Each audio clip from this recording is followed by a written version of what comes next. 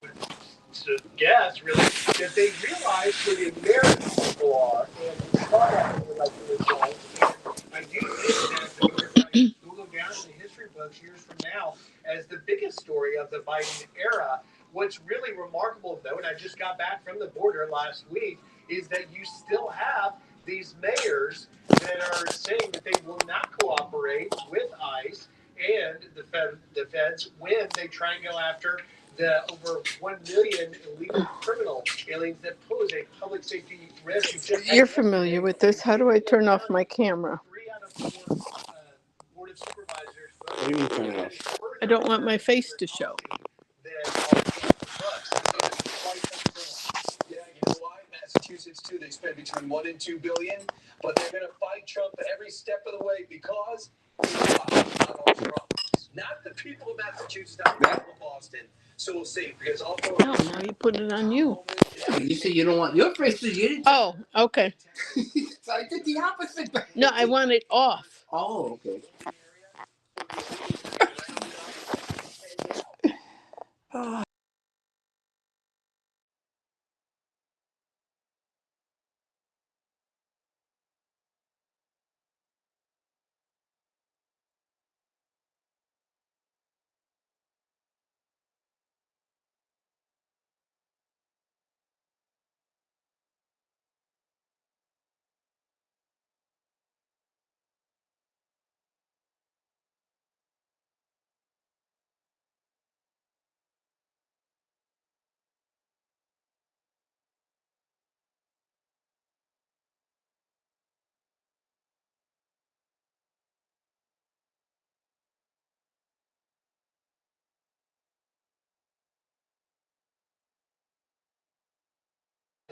And the New York Times addresses this in What are you towards the end of doing? the story. They have to explain. Oh, there's going to be a problem. They say, but high levels of immigration do have downsides, including the pressure on society, social services, and increased competition for jobs. The CBO has concluded that wage growth for Americans who did not attend college will be lower than it otherwise would have been for the next few years because of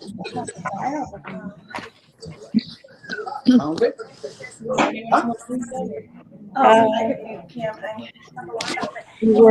Looks like for board members, not yet, although Ms. Yap indicated she'd be here tonight. Tara's online. All right, online. No. Okay, everybody's muted. Except Dr. Brown. Say And no. the room is not in the meeting yet. Okay, so now we have to do a, we're gonna have to type it in.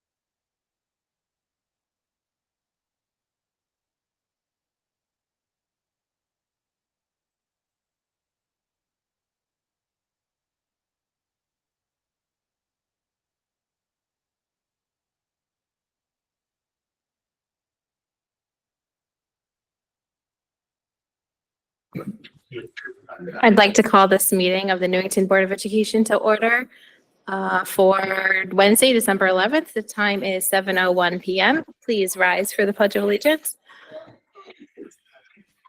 I pledge allegiance to the flag of the United States of America and to the republic for which it stands, one nation, under God, indivisible, with liberty and justice for all. Deb, would you please call the roll? Peter, Here. Brittany Carr, Here. Sean Halloran, Here. Anthony Neely, Here. Timothy Newton, Here. Amy Parati, Here. Sam Chapa, Here. Jessica Weaver, Here. Anastasia Yap. I don't see Miss Yap online either, so everyone's here except Miss Yap. Thank you. Oh, Go. perfect timing. Sorry. Come on in. Okay, so moving on to our presentations of awards and proclamations. First, we have our football coach, John Acquavita, who was recognized by, he was named the New York Giants Coach of the Week, which is a distinguished honor for Coach Acquavita and the entire program. Do you have any?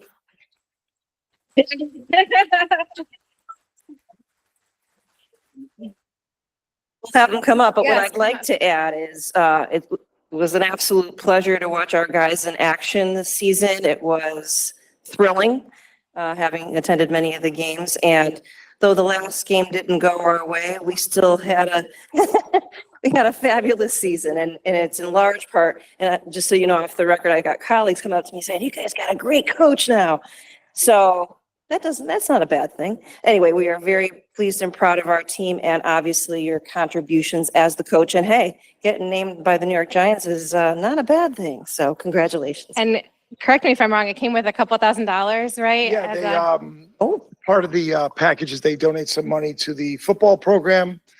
They gave 72 tickets to next summer's preseason game, so probably bring the kids. And then there's a dinner where you can meet the coaches and the head coach if Daboll doesn't get fired. So hopefully he'll still be there when I meet him. So yeah, so it's actually very nice that all those pieces are special. So Congratulations. thank you very much. I was at a few games. My daughter's a cheerleader, so Oh, nice. it was Very nice. very fun season to watch. It was So exciting, yes. definitely exciting. Yeah, the boys and the coaches did a very nice job. So it was a pleasure to be around the kids, and even the families were great. Everyone, it was just a great year. It really was special. Congratulations. Thank you. And when I Great, we'll take your welcome photo.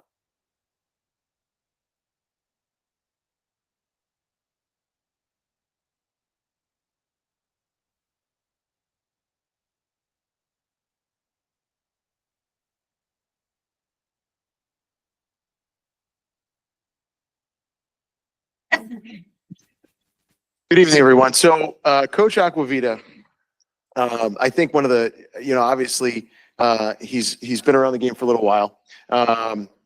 Connecticut Coach of the Year, obviously up for the National Coach of the Year for a while. And this recognition does not, for those of you that are aware, does not come to Connecticut very often. Most of these recognitions for the New York Giants are New York, New Jersey. So the fact that they were willing to recognize great accomplishments by a coach from Connecticut really went above and beyond. And I would say that the most impactful part of Coach Acquavita is not his football knowledge, though it is wonderful and it is great. His ability to work with our kids is second to none. The connection he's able to make, the time he puts in, the individual conversations he has with parents, students, supporters, it really goes above and beyond what a normal football coach would do. And we are very lucky to have him as part of our program. And we look for, again, 10-2 was a lofty number to go with. But again, I think one of the greatest parts about it was, last year wasn't as successful record-wise, but it was just as successful in regards to relationships, time, effort, commitment, and building. And, we were actually just talking before we got here. I think one of the most of the, impressive pieces was over the last couple of years, our record necessarily hasn't been, tremendous, but all those kids came back. All those kids committed to the program. All those kids wanted to be part of what was going on. And that is a, true commitment to Coach Aquavita and the rest of the program, which is awesome. So, Coach, love you, buddy.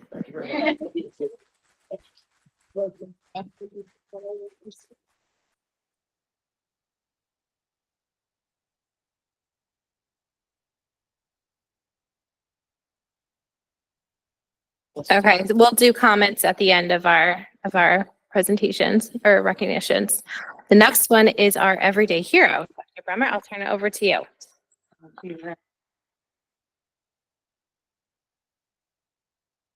And I believe the hero and the hero's nominator are both online. I don't see Christina here, and I did see Tara online, so she's online as well. So our everyday hero for this month is Christine Gamare, who is a Newington High School STEM instructional coach. She is nominated by principal of Newington High School, Tara Tigno. So you'll definitely see Tara's style stamped all over this nomination. So give me about 10 minutes while I read it. Christine entered Newington Public Schools 4 years ago as one of 2 instructional coaches hired for Newington High. Christine went from having a partner in crime to work with to being our single instructional coach that works with close to 100 staff members. When you think about a coach in the way that most people do when they hear the word, you think of someone who provides guidance, motivation, and feedback to help others improve and achieve their goals. Well, that is exactly what Christine does, but in the educational field. Because I could write a book about what it means to have Christine as part of our family, I will make it shorter. I'll make it a short chapter titled Coach and use the letters of the word coach to describe her. C is for caring. There's no doubt that Christine cares for our entire family of learners as she is constantly refining her position to make sure she is building the capacity of our school and educators to meet the learning needs of all of our students. O is for on mission. Christine works tirelessly to make sure all staff are moving toward Dr. Brummett's theme right now and the NPS goal that all educators relative to role demonstrate content knowledge and evidence of culturally responsive pedagogy through the use of culturally responsive teaching practices in academic instruction, social emotional learning, and discipline. A is for accessible. Christine makes herself available to the entire family of learners throughout the day. She can be found meeting with individual teachers and PLCs in classrooms, administrative meetings, and district meetings, you name it, she will be there. She runs Coach's Corner, which meets monthly with all of our PLCs. We have over 30 that she met with last year, and this year we combined some, so she meets with 14. C is for calm. Christine has a way of keeping things calm. As you can imagine, working with 1,500 people can be a little chaotic at times. Whether it's the day-to-day life here at NHS, crunch time in finalizing professional learning, providing coverage when staff are absent, or organizing data so that we can make sense of it, Christine is there, not only making sure things get done, but doing it in a way that does not elevate my stress level. That means Tara's stress level. H is for highly respected. Christine is highly respected by all staff in our building. The feedback received on our exit slips is always positive. Here are just a few. Christine is doing great. Keep doing what you're doing. Christine is genuinely part of the process. Christine always helps me think about important issues. She's always looking for ways to improve in her role and is constantly seeking feedback from staff and administration. So I would like to recognize and thank Coach Christine for her dedication and support throughout the last 4 years. She has pushed people outside of their comfort zone to help them grow, demonstrated strong commitment to our entire family of learners, and encouraged us all to take the steps necessary to close the achievement gap. Thank you very much, Ms. Gamari and Ms. Tigno, the nominator.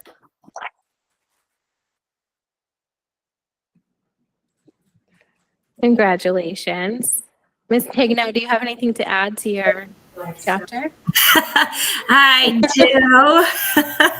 I'll keep this part short though. I can't hear you. Oh, you can't hear me? Hold on. We need louder volume. Volume in the room.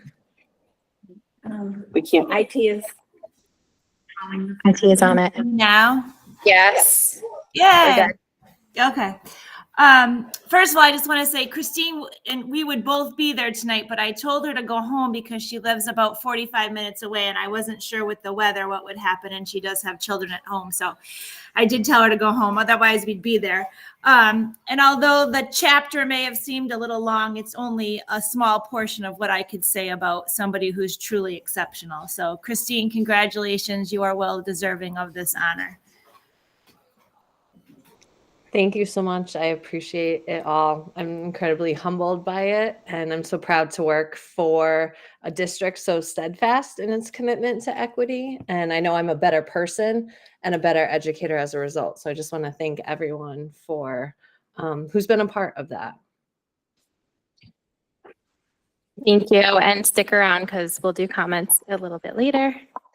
But first, we have our holiday card contest winners, most of whom are here. That's very exciting. All right. So I'm going to say your name. And after I say, if you could come up when I say your name, and the board chair and I will hand out your plaque. But just to give a little background, let me back it up a little bit. Man. So this contest began a few years ago with support from the art department. So thank you to our art department district-wide. And each year I send out through the art department forms that students can use to submit a holiday card design. And we encourage it to be unique and not necessarily focus on one holiday or the other, because our students, as we all know, celebrate numerous holidays. So every year I get well over 100 submissions. And from that, I typically can choose one per school. So tonight we will honor the winners from each and every school. And this year we even added the Transition Academy, which is located here at Town Hall and features students who are post-high school but still with us learning valuable job skills. So I'm very proud of all of our winners. Tonight they will get a plaque. They will also get about 10 copies of their design on a card that now their families can use for their holiday celebrations. And you'll be featured in my newsletter that's coming up next week. So it's just we're just really proud of the number of submissions we had and the quality of the artwork. So without further ado, can I have Corin Tate come on up? This is from Newington High School. And we're gonna show all the pictures in a minute. But they're pretty darn fabulous. So stay up here, Corin, until the end, then we'll do a group photo, but parents can of course take photos as we go along. But pretty impressive, as you'll see. Riley O'Neill from Martin Kellogg.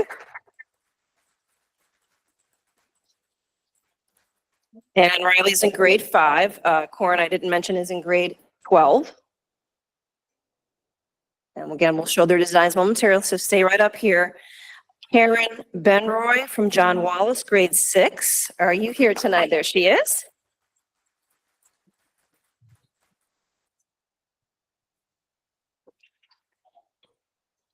We also want to honor from Elizabeth Green, Logan Santos, grade 4.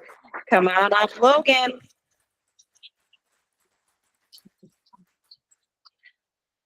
And while Logan's making his way up, the board members around the table tonight got an edition of each one of your cards, one of them. And I also forgot to mention, I send these out to colleagues throughout the state, some of our legislators, just so they know the great work our students are doing. So these cards get a lot of views. Armani Scott from Anna Reynolds, grade 2.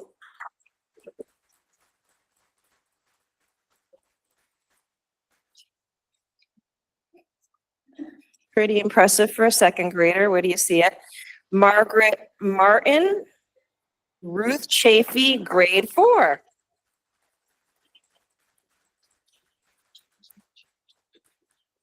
Hi. It looks like some of our students bought their fan clubs with them too, which is awesome. Awesome. And then we're going to do a group photo as well.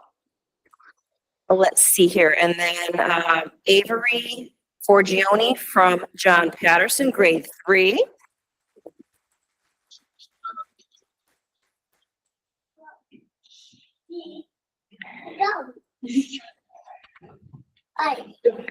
All right, and last but certainly not least, Michael LaCava from the Transition Academy. Are you here tonight, Michael? All right. Don't see him here, but we'll make sure he gets. So let me show you these beautiful award-winning photos. There's Corinne. That's grade 12. This is Riley O'Neill, Martin Kellogg, grade 5. Represented a lot of holidays on that card, which certainly caught the judge's eyes. Karan Benoit, a beautiful winter scene. Snowmen made a lot of appearances in these cards. They're very popular among our students.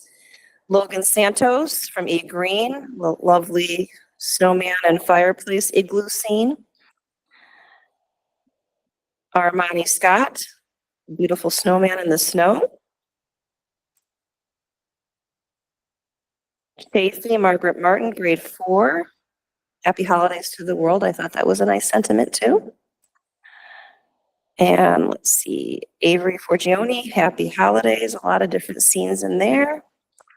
And then last but not least, Michael LaCava. We got to get Santa in there somewhere, didn't we? So those are our wonderfully talented artists. And let's do a group photo. Families, you're also welcome to do that. And congratulations to these wonderful artists.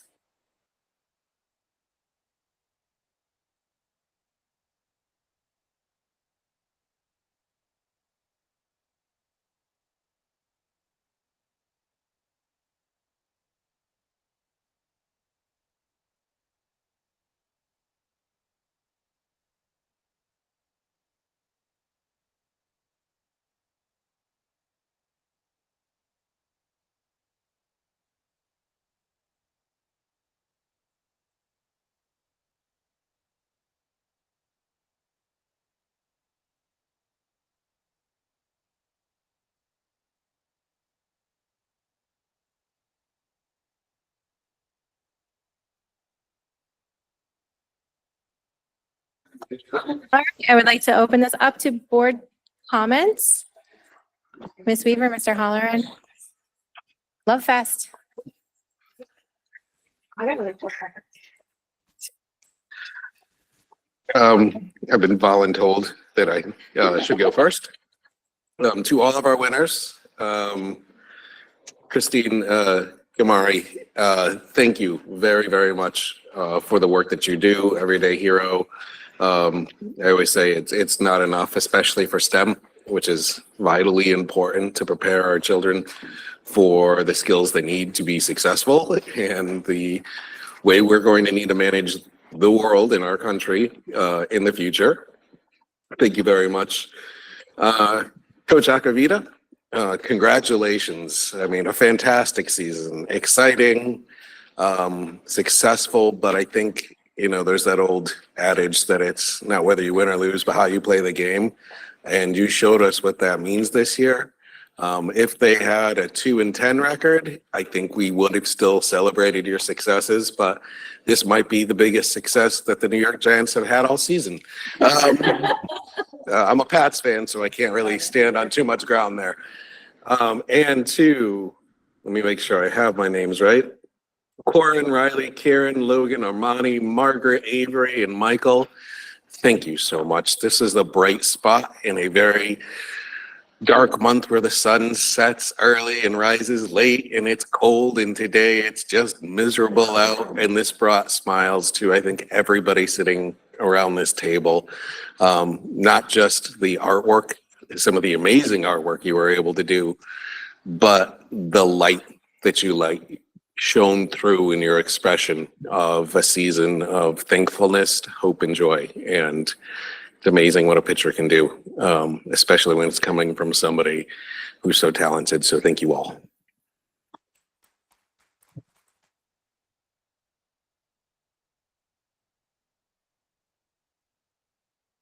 Beatrice, Miss Beatrice.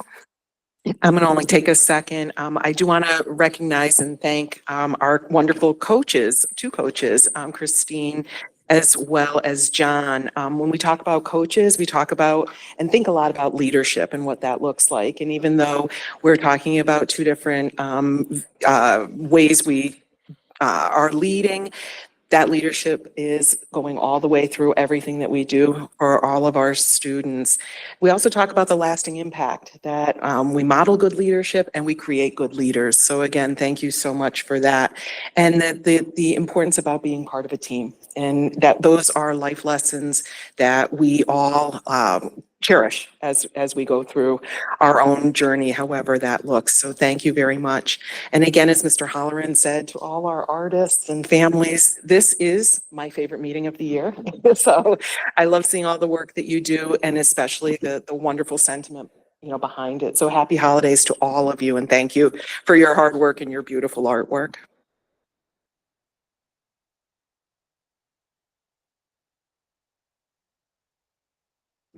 Ms. Weaver. Slugfest. I just love this part of the meeting. Not that, it's not fun to go over 20 different policies later on, when it's like 10 o'clock. But no, I just want to say congratulations to all tonight. Coach, thank you for your contribution to our school system. I think one of the things we talk about is with Everyday Hero is what's not seen maybe on the outside. It's what happens every day.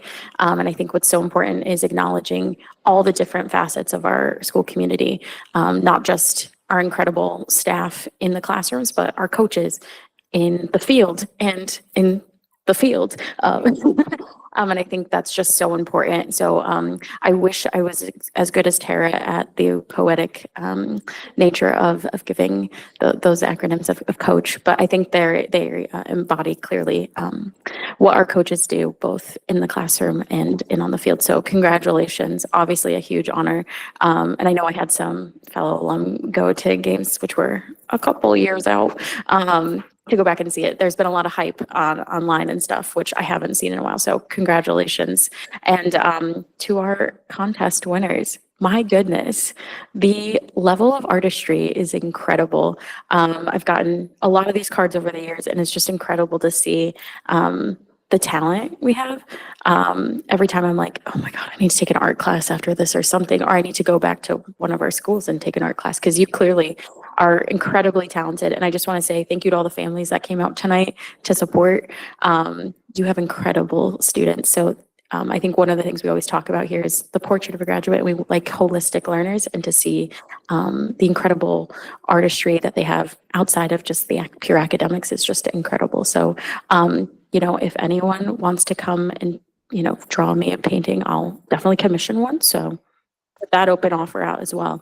But congratulations to you all tonight. Thanks for coming out to support.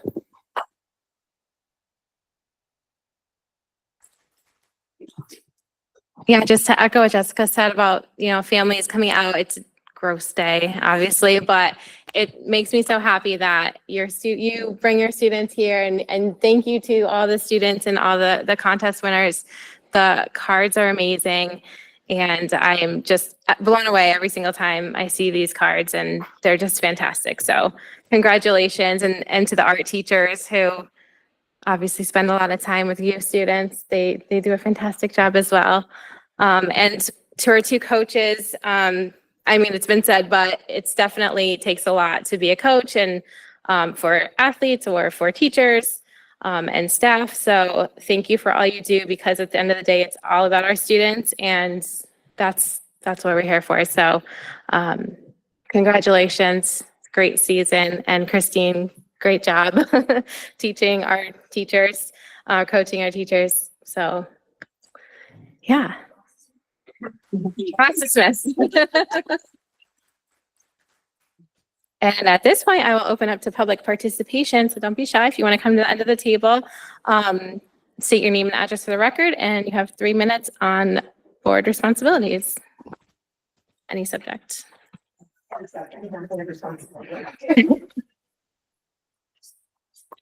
Hi, Jen Rodriguez, 71 Northwood Road. I just wanted to say a couple words about Christine. What you didn't hear was that the district that she came from, she was also Teacher of the Year. And she chose Newington. She was part of a cohort as a semifinalist. Her work goes outside of what she does in Newington as well. She provides professional development and runs seminars through the symposium and other organizations. I've sat with her at roundtables at the State Department of Education with the commissioner. So she's a leader in and outside of Newington, and she chose Newington. And I think that speaks to the caliber of our educators and the environment that we provide for them here in Newington. So I want to congratulate her and thank you for choosing Newington. You do an amazing job.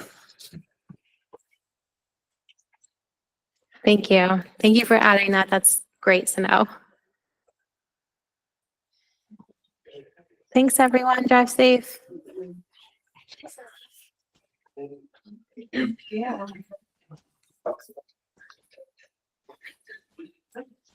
Okay, I see no other people. Moving on to approval of minutes.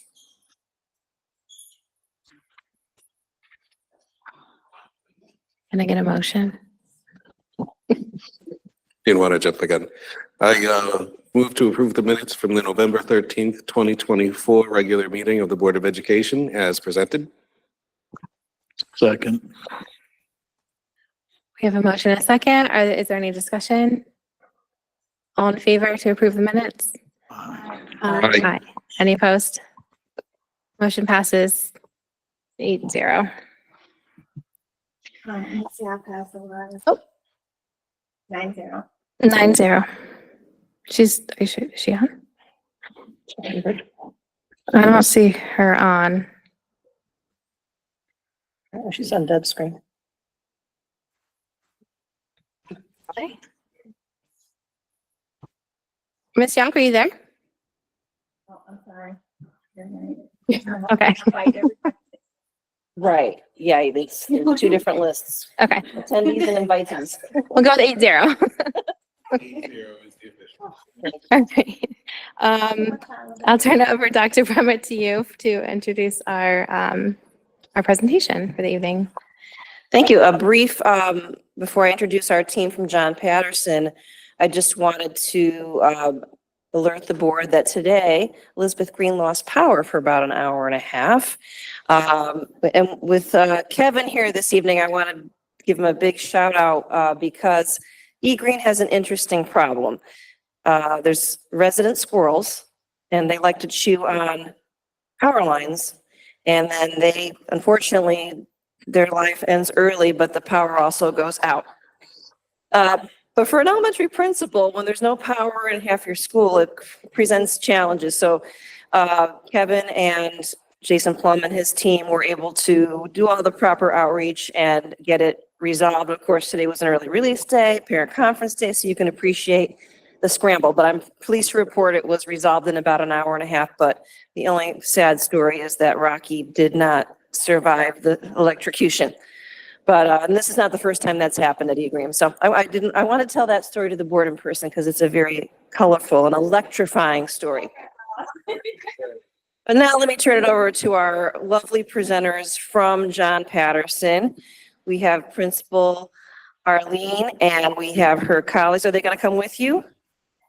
So let me boot this up and I'll let her, as they're getting organized at the end of the table, what I'd like to share with the board, and I don't think it's going to be a surprise, that this is a very important part of our work about how our students are feeling in the classroom, how they are treated, and the different aspects of what we do to support our students. And John Patterson chose that as their spotlight report for this month. So I'll let Arlene introduce her team. Oh, yeah, that's where there you go. And is it working for you? Oh, the video's There it is, yay. Oh, no video.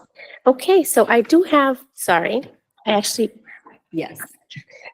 We have video in it, so I need to resend the most latest one, I believe. Oh, okay.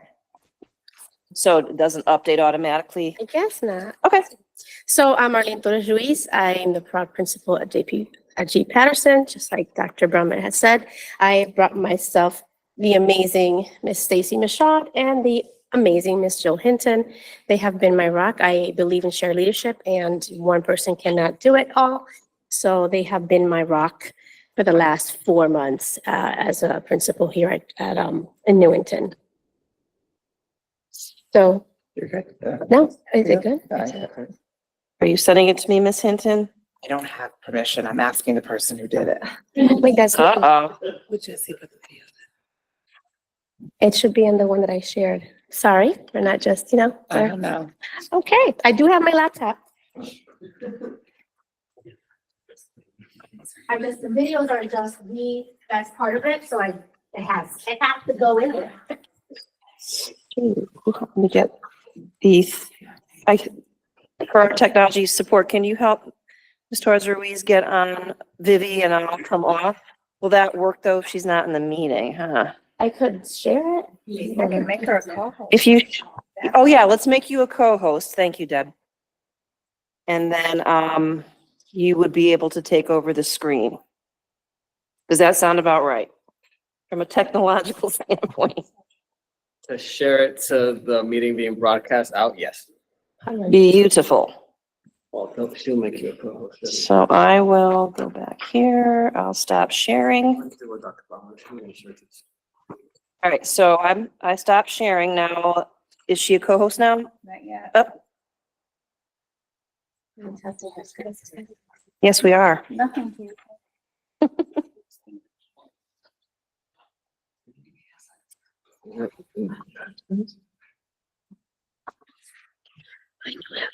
I do have to, it's in my. I'm pretty loud, right?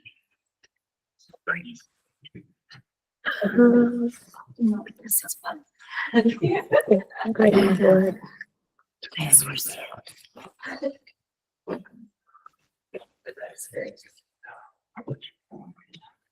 Right, that one?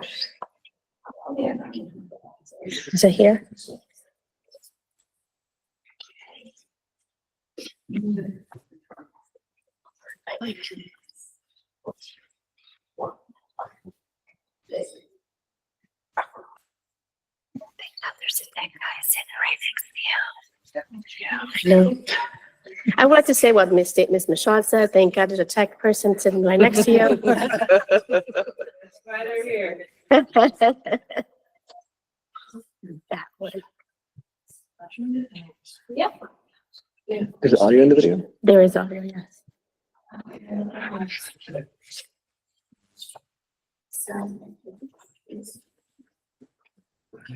Oh, sir, you are my best friend. I'm Spanish a lot. I know. Yeah. We are for friends. We're past friends. Okay, I guess I don't need a clicker. All right. I think this is. Officially yours. All right. So in the last 4 months, we have been working very diligently in our structures for discipline, SEL, and in academic leadership, instructional leadership groups. And these ladies have been just a wonderful piece of our work. They have been, like I said, my rock. So I said, girls, what should I, put as a topic? And, which we were working on SEL, I want to highlight what we were doing. And I said, reaching equity through SEL. And then Stacy's like, no, I think it was Jill. No, Stacey. One of them said, Arlene, achieving. And I'm like, that's great. I like that word. So it's our work here. It's going to be achieving equity through SEL. It's building a strong community and fostering relationships through an equity lens. As we talk, as you guys know, we have our district vision, our Patterson vision, which is to have our children our future leaders, and for an ever-changing global society, we are dedicated to success. The district mission and our mission, what I did was I kind of took out the piece that is aligning with the SEL piece of what we're working on. So I just kind of removed that so we don't have to read so much. And the part that our mission, our district mission is aligned to what we're doing is our educational community will support the social, emotional, and academic growth of all students. And then for us is to empower their growth mindsets and show them these strategies and these things that we can show them so that we can empower them in a with disciplinary approaches. So in our 4 months, like I said, we've been working very diligently together. Our key components of our work has been to build our diverse team. We have a team comprised of teachers, staff members, support staff, admin, and even students. We wanted to redefine our school families to make it more meaningful. So we wanted to make our small group activities be a part to reinforce what the equity and the SEL topics that we are going to push out as a whole. So we said, well, what can we do? And we talked about a town hall meeting. It's what we do, right? It's what we do in our community. We have a town hall meeting where we come and we bring our celebrations and our needs and our needs for improvement. So we said, let's go with that. And so we introduced town hall meetings in our teams, and it's where we meet and we address community needs. Part of that change too came with a student. Not only did we have a staff group, a staff team, we also had a student focus team where it was comprised by our students from all different grades. We collaborated with the principal. All these kids sat. It was 2 students per grade, or 1 per grade, right? Mm-hmm. And they all came into my little office and we sat on the floor and we said, here's what we need to do. And I said to them, data showing that our cafeteria needs help. It needs improvement. What do you guys think? And they're like, oh my God, yes. I had one little girl really into it say to me, Ms. Torres-Ruiz, it's just, there's no expectations, no rules. I'm like, okay, so what are you doing about it? Because I'm just one person. I need all of you, right? And we sat there. We created a list of things. We met about 3 times. And because our results from our discipline team showed that respect was one of the ones that our expectation of respect was one pillar or one expectation that showed that we needed more improvement. I said to the kids, what do you think about one of our expectations? We have 3 expectations in John Patterson. We have to be safe, to be responsible, to be respectful.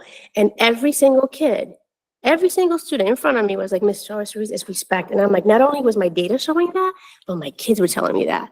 So we went with that.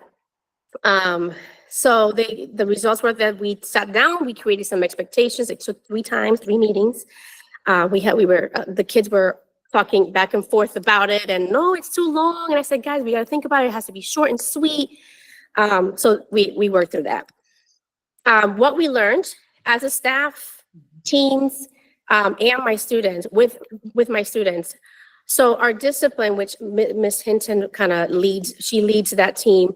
Our referrals show that there was, like I said, there was a need in cafeteria improvements around respect. Being respectful was one of our pillars. Like I said, one of our 3 expectations. That was one that was the most need of improvement. We started the student focus team where the students were wanted expectations and asked for it. We created it creating it together was a key of us. And then we, throughout the whole entire time,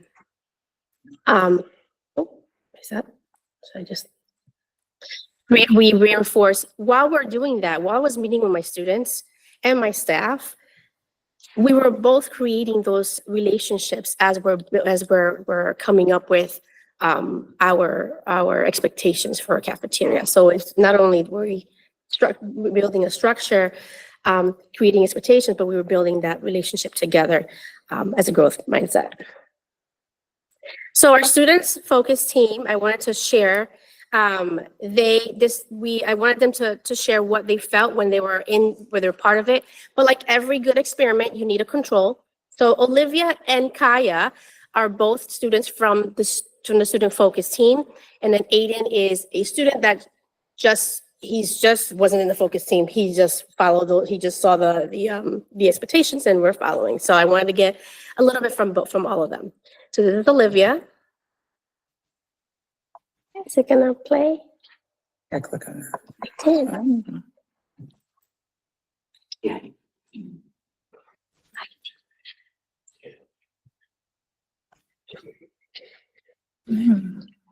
It's loading. Oh, it's loading.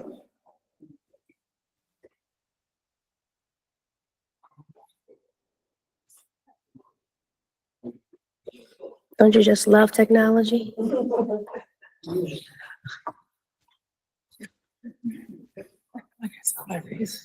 I did. I saw their faces. So while he's doing that, Olivia is one of the most outspoken students during the whole meeting and process. She's definitely going to be a strong presenter and a strong leader when she is older. Almost. She said that there's a couple questions. How do you like being in the student focus team? What did you get out of it? What was your favorite part? She said that we heard students' ideas and evidence. There was evidence that we needed to make improvements, and we heard our students' voices, and that's what her favorite part was. That she was able to take evidence, know what we needed, and then she said, "You heard us. We were heard." Kaya. Oh no. Kaya is another student from the student focus team. They also, she also said the same thing. She said it was really good. I really like being part of it because we were the ones who came up with the expectations. Aiden wanted to say his part in Spanish, and he said what he likes about it. The team did a good job with the PAW incentive program, because we had these PAWs where if they follow the expectations, they're able to earn a PAW.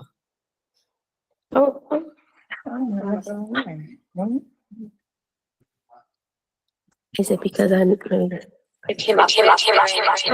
nope. So part of the incentive, part of the work that the kids and I did was to have PAWs every day. You can earn a PAW by following expectations. And the Aiden, who was not part of my student, the team did a really good job because I really liked the PAW incentive. And he said it all in Spanish. It was wonderful. And he was so excited to say in Spanish. It's okay. I can share next time.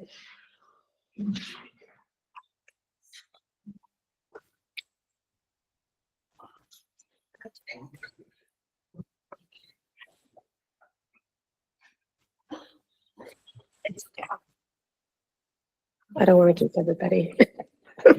If for some reason we can't get it to play tonight, we can send it to the board with the links. But you did a nice job describing what they told you. They did, and I took pieces of their video and I put it underneath. So I'm kind of glad that I was able to put that there so that I can talk about it. But they did a wonderful job as a team, and they were so excited to be heard.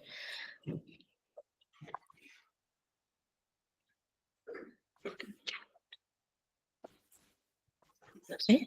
Oh, wait, is that? Okay, here it goes. So our very first town hall meeting, I believe that's Miss Stacy. Miss Stacy Machad is going to present this part of it. Microphone. Hello, everybody. We, as an SEL committee, sat together and decided that to go along with our small group school family meetings where kids are broken into smaller groups, we would do a few town hall meetings. And the focus there really is to gather as a community, celebrate our successes, and then also tackle a real life problem in real time. So that cafeteria, every time you would walk by, it would be kind of a mess. Loud voices, kids, the discipline referrals that were coming out were a lot. And so we decided to focus in on how we can create a town hall to teach those expectations. we did use our student voice. That was a theme that we're going to carry through all of our town hall meetings. So the focus group was really important in that. We're also having student presenters. And I think the key there in our equity work is that when we're picking our student presenters in those meetings, we're really looking for representation, right? So we're mindfully picking all different types of kids to come up and do that work and to be leaders in our building and make sure we're rotating that. For this particular town hall meeting, we actually videotaped kids displaying the expected behaviors in the cafeteria, and then that's what we showed as a part of our meeting. We flipped the script a little bit because we chose kids to star in the videos who typically have some trouble in the cafeteria. And we made them the positive role models in the videos. And so not only do they see themselves that way, but the rest of the school saw them in a positive way, which is really, again, super important when we're doing all of this equity work. We really put an emphasis on student interaction. So it wasn't just we're talking at people, but we had cute little quizzes put in where, you know, we'd say a scenario and then kids would either put a one finger or two to answer correctly. The kids really loved that. So we're going to carry those elements over into all of our town hall meetings. I think it's a really great way for us as staff to model positive behavior as we're presenting, for us to make sure that we're having diverse, you know, populations of kids speaking, and to really create that positive school culture. So we're pretty excited about the change. And so when we thought about, when we were in the beginning of the school year, we were thinking about building our, you know, our teams, our equity team, our instructional leadership team, our discipline team, and our SEL team. And I kept on thinking, why are we so separate? Like, why is it separated? And then, you know, we needed to work on the SEL part. We need to work on the discipline part. And now we're starting to see it kind of mesh together, right? Come together of one can't live without the other. So now I'm gonna move forward to the data piece, which has a little bit of the discipline, how the discipline kind of moved over to help the SEL piece of it. This sentence. So we took a big leap of faith at John Patterson and really started to really dive in and start collecting some data, really see, you know, when we talk about this discipline, who was actually getting written up? What was, you know, who were these kids? What did they look like? What was their race? What was their gender? And kind of see what they were being written up for, make some determinations about were these things that really were truly things that children should be written up for? Or we've started using this new term, are these really teachable moments, right? Should we really be teaching these kids what they're supposed to be doing, what it should look like, what it should sound like, you know, and practicing with that with them over and over again? Let's remember that they're kids, right? We don't just get taught something one time and we're expected to follow through with it. Let's teach them and continue to teach them. So we've actually been really digging and diving into our data, seeing where most of our discipline referrals were coming from. The CAF, recess were really the big targets, those unstructured places, not necessarily in the classroom as much, but in those unstructured settings where kids were like, let me see how far I can go. And so kind of reining them back in and making them aware that there are always people watching you, and every staff member in this building is accountable for your safety. They're expecting the respect. We are responsible for making sure that you're doing all of those things. So also continuing to continuously use that language from our 3 pillars. The kids hear it day in and day out everywhere they go. The kids are starting to use it. Like, that's not very safe of you. That's not very respectful of you. We need to be more responsible. And so we knew that we needed to collect the data, but we knew that we also needed to take that data and then create incentives for the kids to really buy into what we were asking of them. So we're taking these town hall meetings, we're telling it to everybody. So that was the bigger thing. Our school family meetings are small and everyone had a lesson plan, but the delivery was always a little different depending on which room you were in. So we thought it was so important for these things for everybody to hear the same message from preschool all the way up through our 4th grade students. And so And taking that, we also knew, like we said, we wanted an incentive. We have built the staff really into this. We have had them be a part of our data dive and really thinking about, and people were in there looking at their own referrals and discipline things that they wrote up and said, maybe that probably wasn't what I thought it was after talking through things. And so really using all of this collectively as a staff to better ourselves, right? This is not about us being punitive in any way or putting it all on the kids, because that is often what happens. The kids are the blame. The kids did this, the kids did that, the kids did it. It was nothing about what were we doing. So for us to take the ownership, we really have to be able to look at the data and own what we're doing and own our mistakes that we are making with kids and say, ooh, we have to back up and really think about what we need to do to support them. So that has led to lots of meetings with Stacey, Arlene, myself, and some other team members to really start connecting all of those pieces of SEL and discipline at Patterson. So a lot of our next steps that we're kind of in right now is developing that around our staff, the adults, right? The adults are the ones who are going to carry this. So if we're going to be doing something, it has to be the same. We have to use the same language. We have to have the same belief. We're moving this way, and that's the way that we're moving. So, and these ladies have been a big help with that. So then we came up with the Roar Store. The Roar Store is where SEL and discipline meet. It is our school-wide incentive. It is student choice, so student can choose where they put their punch card, their pride cards, because we're the Panther Pride, It recognizes our positive behavior by using the cards. Students earn the punches when they're demonstrating their respect and other positive behaviors in cafeteria. And now we're moving towards the recess. We worked with the recess. We're working with the recess part. And it, like I said, it promotes student choice because they get to choose where do they want to put their card. It is a monthly raffle, and I wanted to reinforce them and motivate them to just, keep on doing and keep on showing that positive behavior. Not only have we done that, but we are now also moving.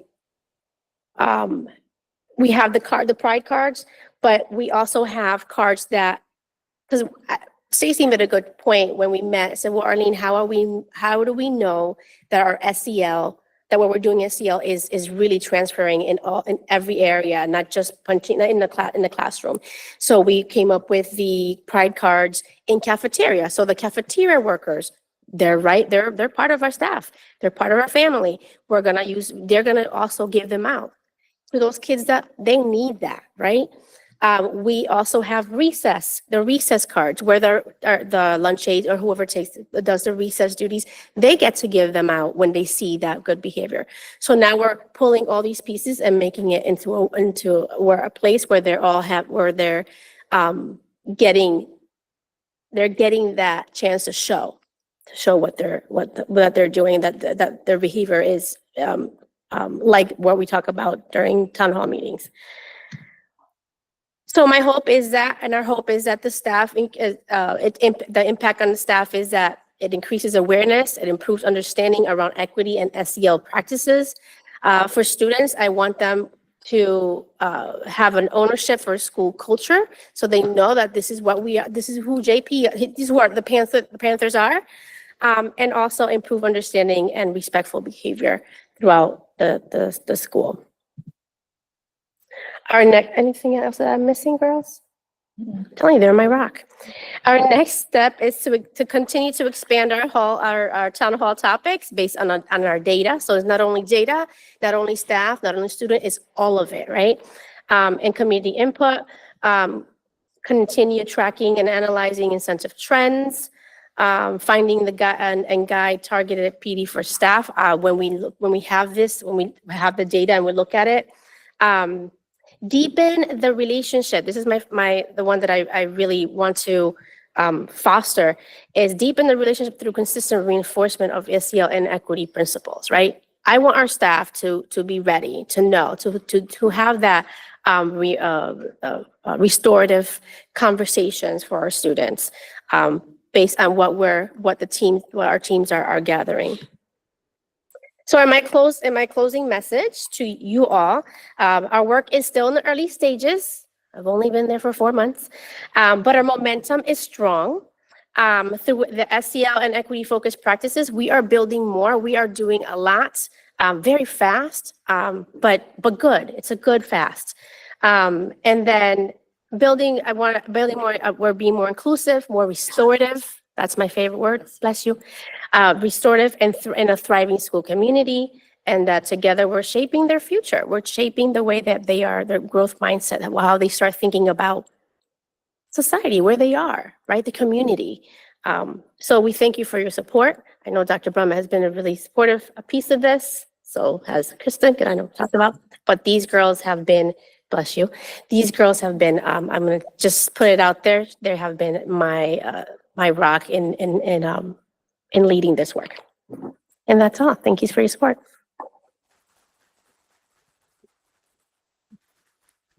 Thank you so much. Are there any comments or questions for our presenters? Ms. Weaver? Yeah, I just want to say thank you. I think one of the things we get different presentations from different schools on different parts, and I think always explaining kind of what that looks like and how that looks on the ground is so helpful for us. And I know behavior has been one of those issues, especially post-pandemic, not just in Newington, but across the state, the country. We're clearly seeing that. And I think it's great to hear at the elementary level too, where those practices are starting. I think I really like I know it's been a phrase, but really talking about teachable moments. I think that's one of the things, and reinforcing that kind of good behavior and flipping the script on who is the model of that. I really appreciate that kind of change in narrative.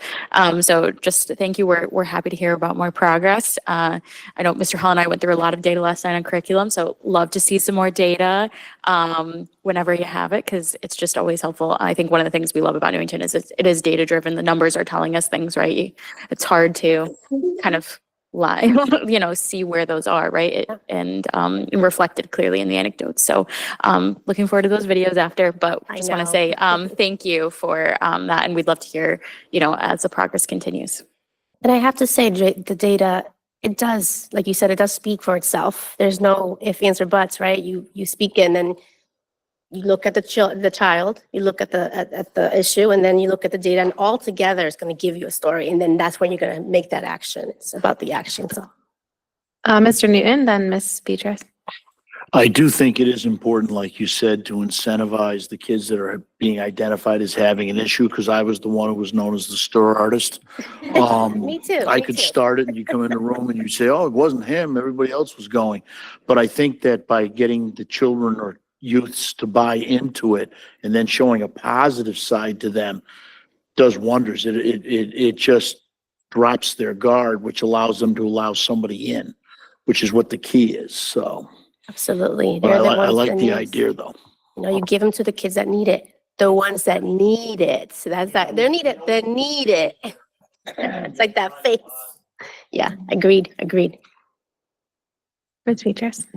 I'm struck by a couple of things. One is at such a young age, being aware of the need to be heard and respect, and literally from the mouths of babes. I mean, that is just absolutely amazing to me that they are able to articulate that and you're able to receive that message, and that group follow through is just remarkable. And I'm so excited to see where that leads. I have a couple of questions. How often are you guys holding the town hall meetings? So we have either a town hall meeting or a small school family activity. It's once a month, so it rotates. Okay, so there's a constant sense of reinforcement and yes. And even in December, we have our holiday sing-along, and it's very grounded in cultural diversity. There's a whole team that's worked really hard to put together songs that are carefully chosen.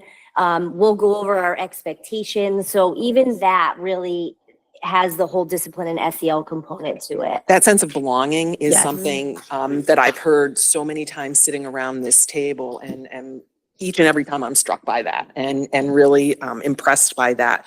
Kind of following along with that, have you had any parent feedback? Are you noticing that parents are seeing an improvement in what they're seeing in the home? That this idea of we expect respect, but we have to treat people with respect as well. And are you hearing anything from parents yet? I know I've had several parents say that the students, they feel excited, especially around the student focus team. Those have been going around. It's a rumor. Miss Torres Reese has focus teams. Can I be in it? So there's a rumor that there's more. I'm trying to open more, but parents have said, "Oh, he's in a focus team. What does that mean?" And I'm like, "Oh, they're making it's part of the town hall meeting. I need a little small group." So yes, I have heard some parents around the student focus team, and they're just excited about it, but they want to know more. So then they call me. But I had one parent saying that the students that with her student, her child went home and she was all excited about seeing Patty in the town hall meeting. So it is little things. The excitement is spreading. It's spreading, and the rumors are spreading about the student focus. But the sense of ownership, I mean, when we empower kids, even at a young age, they are taking ownership, and they, I think, understand or start to understand their piece and how important their piece is of that process. Kaya's mom was really excited. She goes, she was really excited because she was picked to talk about the video, and she was telling me that she was excited about being the one part of that she had a voice in it. And I use that. I use that for all my students. You have your voice, use it. So when they talk, when mom said that to me, I'm like, oh my gosh, she said she had a voice. Like, I just love that. So yes, like I said, little bit, but yes. Life lessons. Thank you so much. Ms. Carr? I'll just say thank you for your presentation. I love the concept of the town hall meetings. I think it's a creative way you guys are fostering that sense of community, but also giving students that empowerment to grow their leadership skills and their independence. Thank you again. Hopefully you have them here. Mr. Halloran. I just want to echo what Ms. Weaver said, as she and Mr. Newton were in our curriculum committee meeting yesterday, less than 24 hours ago. One of the topics we talked about when we were looking to student performance was chronic absenteeism. And then we kind of had a discussion around how does discipline play into that. And I think what you've done in the very early stages, and I can't wait to see it develop, is find a way to have students invest in their school. And once you become invested in your school, you feel included in your school. You have a stake in it. You have a say in it. You have a voice in it. And I think that's a wonderful way to get kids to continue to want to go to school. Once you start hitting like fourth grade, like that's where you start getting the I don't want to go. Exactly. Yeah. So once they have a voice, and once they feel empowered to have a say and a stake in the way their school is operating, you give them a reason to come. It's their school. An obligation. You're like, I gotta show up because I gotta do the video. I gotta say. So it is. Yes, it is and then that leads to accountability, and I think that that's the end goal. I think you're doing a wonderful job. I can't wait to see it develop, and I also can't wait to see the videos. I know. Thank you. They're short, but they're so. Oh yes, I'm waiting. Just want to make a quick comment to our presenters, Ms. Mashaw, Ms. Torres Ruiz, Ms. Hinton, superstar folks from John Patterson.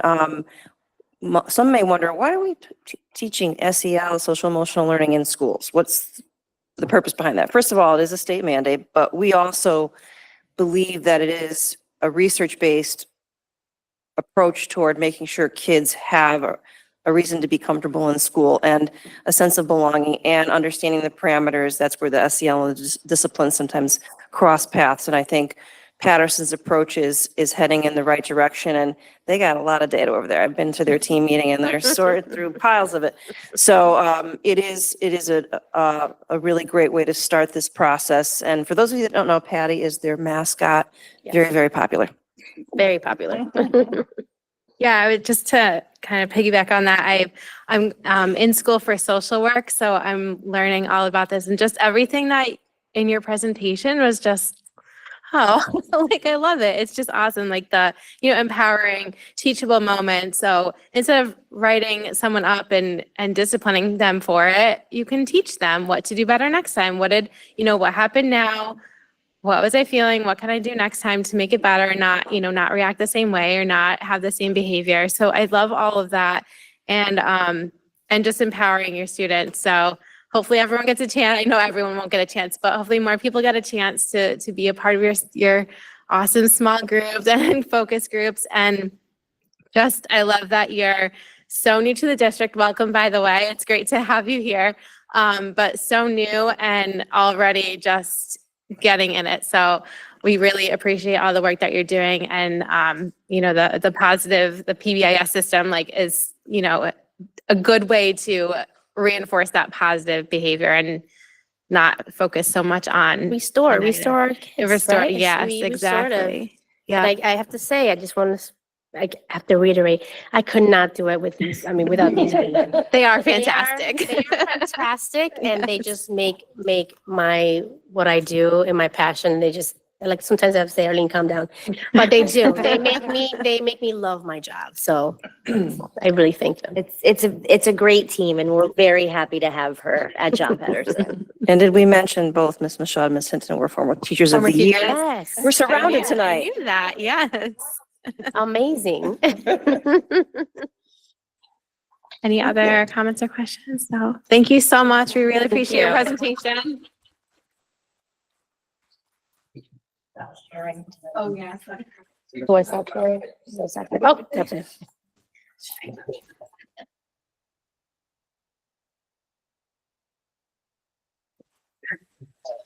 Okay.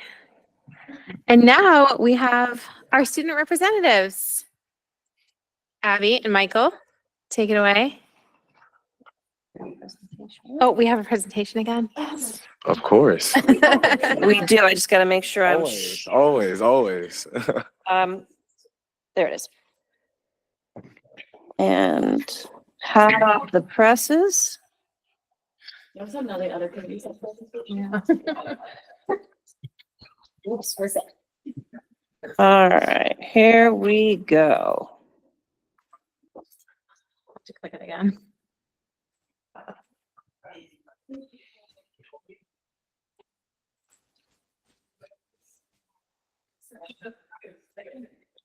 Don't worry, it's going to come back.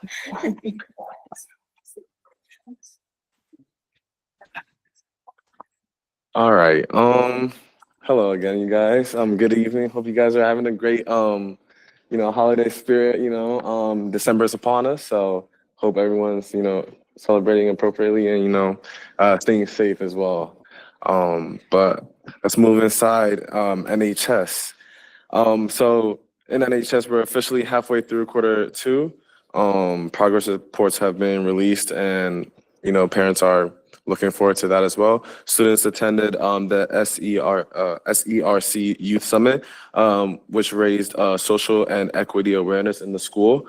Today, the class of 2027 is holding a Shake Shack fundraiser to offset like class prom and like also class fees as well. Last week in gym and health classes, students, sophomores and juniors had workshops, and this introduced second high school plans such as like four-year colleges, community colleges, military, and etc.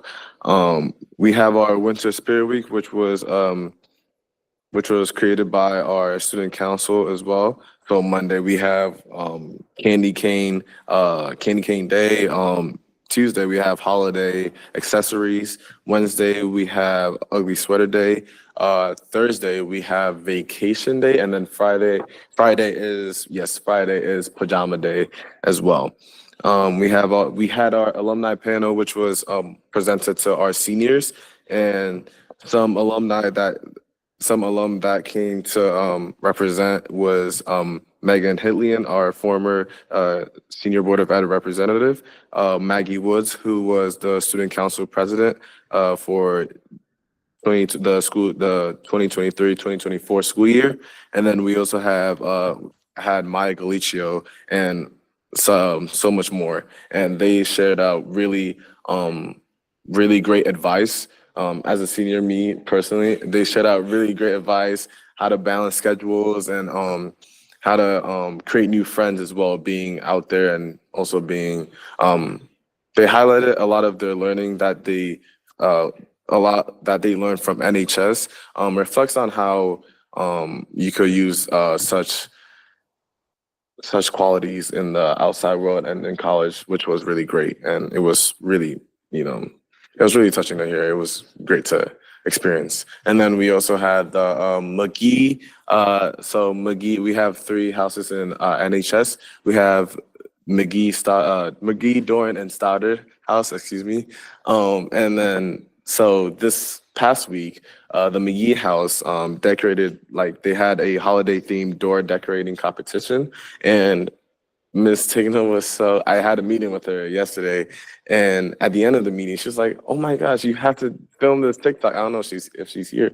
But she was like, "You have to film this TikTok showing all of these doors and everything." It actually looks very, very cool. The creativity that our McGee House staff has put into these doors when students come through the doors, when they see it, they're amazed. And so, the time and effort that they put into the decorations was really, really great. You can see more. We will be posting a TikTok video, I believe, tomorrow, showing all these decorations as well. And yeah. Hi. So our schools just started offering a school-based health center, and those are primary healthcare facilities, and they're licensed as outpatient clinics. So our school-based health center has an APRN and a social worker, and they help provide medical and behavioral health services to our students. So that's something really exciting that we wanted to mention. The senior class also just concluded their popcorn fundraiser, and that helped offset personal class and prom fees. One of our NHS alumni, Neil Giuliano, also came back to the high school and talked about his recent success and provided an introduction to the Welcome Home Franklin film. And he shared his success with the application of Screenogram to the director's template of It's a Wonderful Life. And now it can be applied to other films of fiction. A lot of our students really enjoyed that presentation and that speech and hearing from him. So that was really great. We also had the Chris Heron assembly that had to be rescheduled, and we just had it last month. And it was really touching. He showed us a video kind of explaining his story. He then came in and talked to us, and he explained the different ways that addiction affected him and his family. And he did a Q&A at the end, and it was all really impactful and really touching to all of our students. So that's something that I think staff and students would love to have him back. It was really great. We also had homecoming last month, so that was really fun. Our theme was Fairy Tale Enchanted Forest, and we had great feedback. Everyone had a great time, so we were really, sold out. We're really glad to see the success with that. And then one of our advisory activities, because we've been doing a lot more advisory activities, our school's been focusing on that a lot. And one of our games was Match the Fact with the staff. So staff members came up with different fun facts, and we had to guess which teacher it was about. So that was really great for students and staff to just make a deeper connection. It was really fun to see the different facts for different teachers. And we also just had ASVAB testing. That just happened, and the scores were recently released.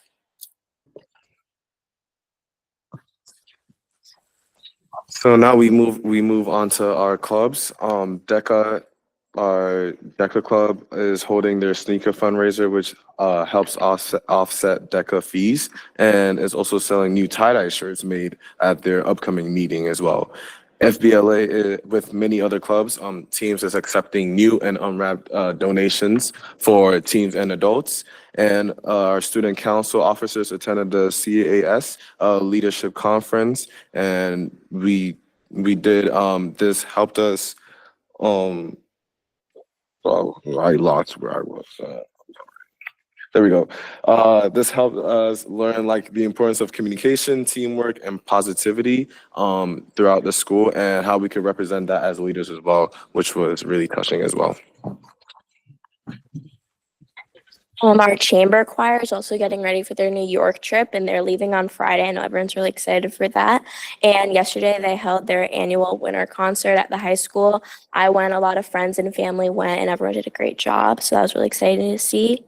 Women in STEM Club, which was founded recently, they just started to hold regular meetings, and they've been focusing on highlighting and learning about women in STEM fields, which is obviously something that's really important. I think it's been really great to see such a new club start to get so much success. Key Club is also holding their holiday clothing drive with the Newington Health and Services Department. So they're collecting new and gently used clothes up until next Monday, along with other items to help out local families. Moving on to sports, so fall sports are have ended at this moment, and then now we are moving on to our winter sports. But first, we want to highlight all like a great accomplishments such as swimming, Miranda Parker and Shanna Gray, with those achievements highlighted during the last meeting, sorry, and also our Northeasters football team, which they made it to the CIAC semifinals for the first time since 2008, and again highlighting Coach Aquavita, really empowering these boys to really just play with their hearts, and to when they play from their hearts, that's the same. They get they get the same results that they expect, and yeah, at our winter sports, some winter sports to look forward to are wrestling, boys and girls basketball. We have indoor track, ice hockey, and then boys swimming and cheerleading. Cheerleading usually goes into like competitions as well. And so you see them during the fall, but then during the winter, they move on to like competitions. And our upcoming orchestra concert is this Thursday, which I will be there because I have to get my tri-M hours to usher, and then also see my support Lila Civitella, our student council president, one of our student council presidents.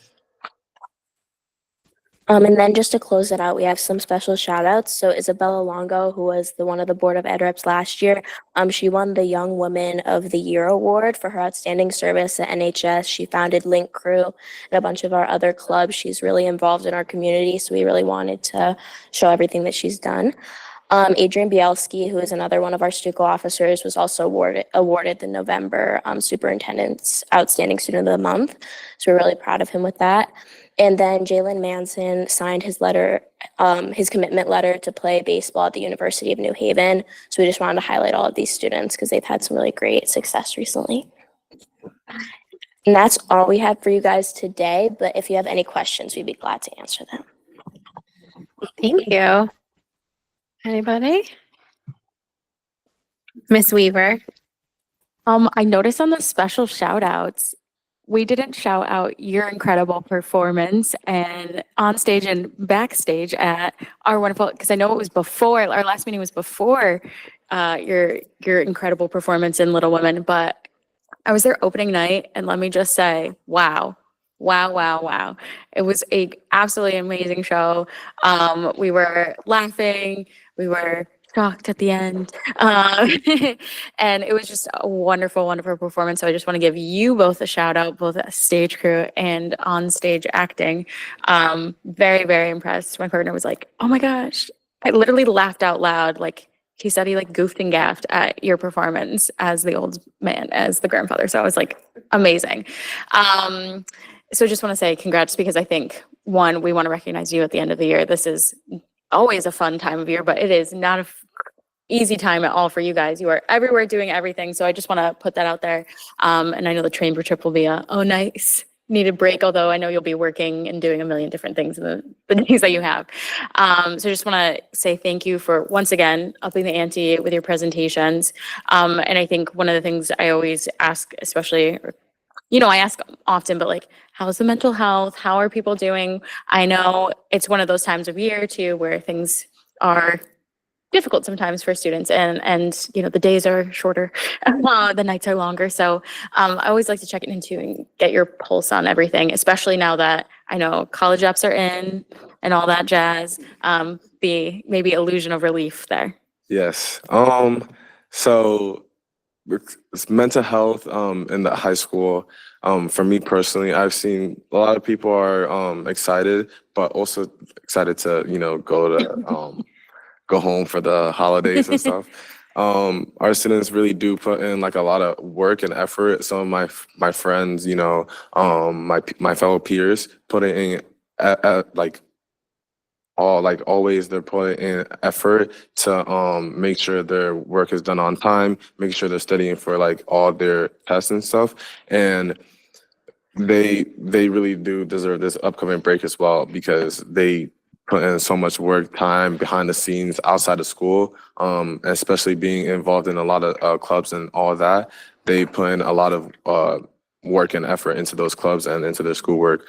Their mental health, we all are a family at NHS. We like to support each other as well. So our student, some of our student representatives have been reaching out to some of their peers, like how you doing, and also to Miss Redmond. We want to give a big shout out to her for checking in with her students as well, because she makes sure to check in with her students, and also teachers to check in with their students as well. I know some classes have been doing some little activities with mental health and just taking a break from the classroom and like recognizing that they're human, and so they take a relaxing toll on like a time to relax in the classroom, and then we move forward like the next day to get it back to work. So our staff at NHS is doing a really great job at making sure everyone's mental health is up to par, and making sure that they're healthy. For me personally, I also feel like I'm supported because Ms. Tigno also like makes sure to reach out to like our student council members, even though we seem not bothered by like anything like going on, but we really are like tired. But Ms. Tigno makes sure she's checking in constantly daily, and we're giving her the same words. We're giving her the same actions back, make sure we're checking in on her and setting up meetings, just talk, and that's all I can speak on it. We're having a great time. We're having a great time. Yeah, I know, like right now, like as a junior, we started talking about colleges and career choices, and that was something that was really stressful for me and a lot of my peers.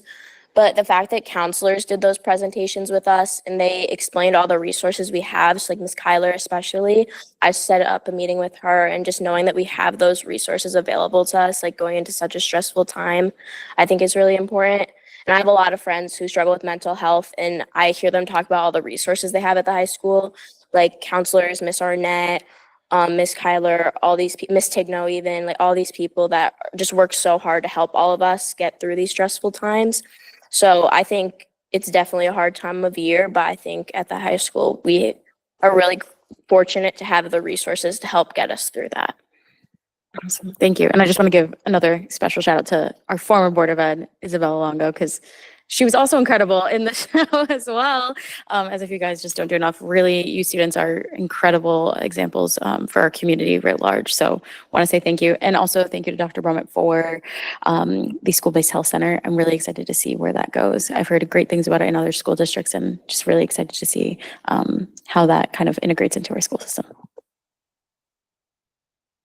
Mr. Halloran. I don't have a lot of questions. You guys did a wonderful job. Thank you as always. Yeah, Jess actually asked the question I was going to ask is like, how are things doing up here? Because it is a stressful time of year and you're trying to handle everything. And I think especially you're both natural leaders. Sometimes you feel like you have to have it all together, but being honest about your vulnerabilities is true strength. And it's good to check that because that can creep up on you real fast. So keep it going. You're human though. Give yourself a break. How many days till Christmas break?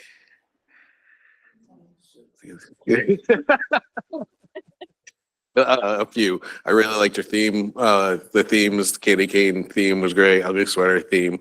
However, vacation days have to be approved by the Board of Ed. No, I'm just kidding. But you guys did great. It was a wonderful presentation, and I look forward to working with you for the rest of the year. Thank you. Thank you.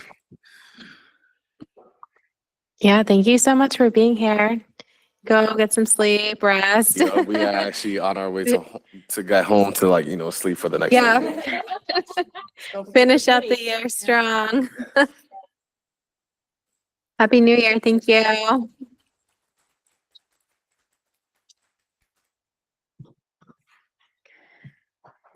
All right, we have policy committee report, Jessica.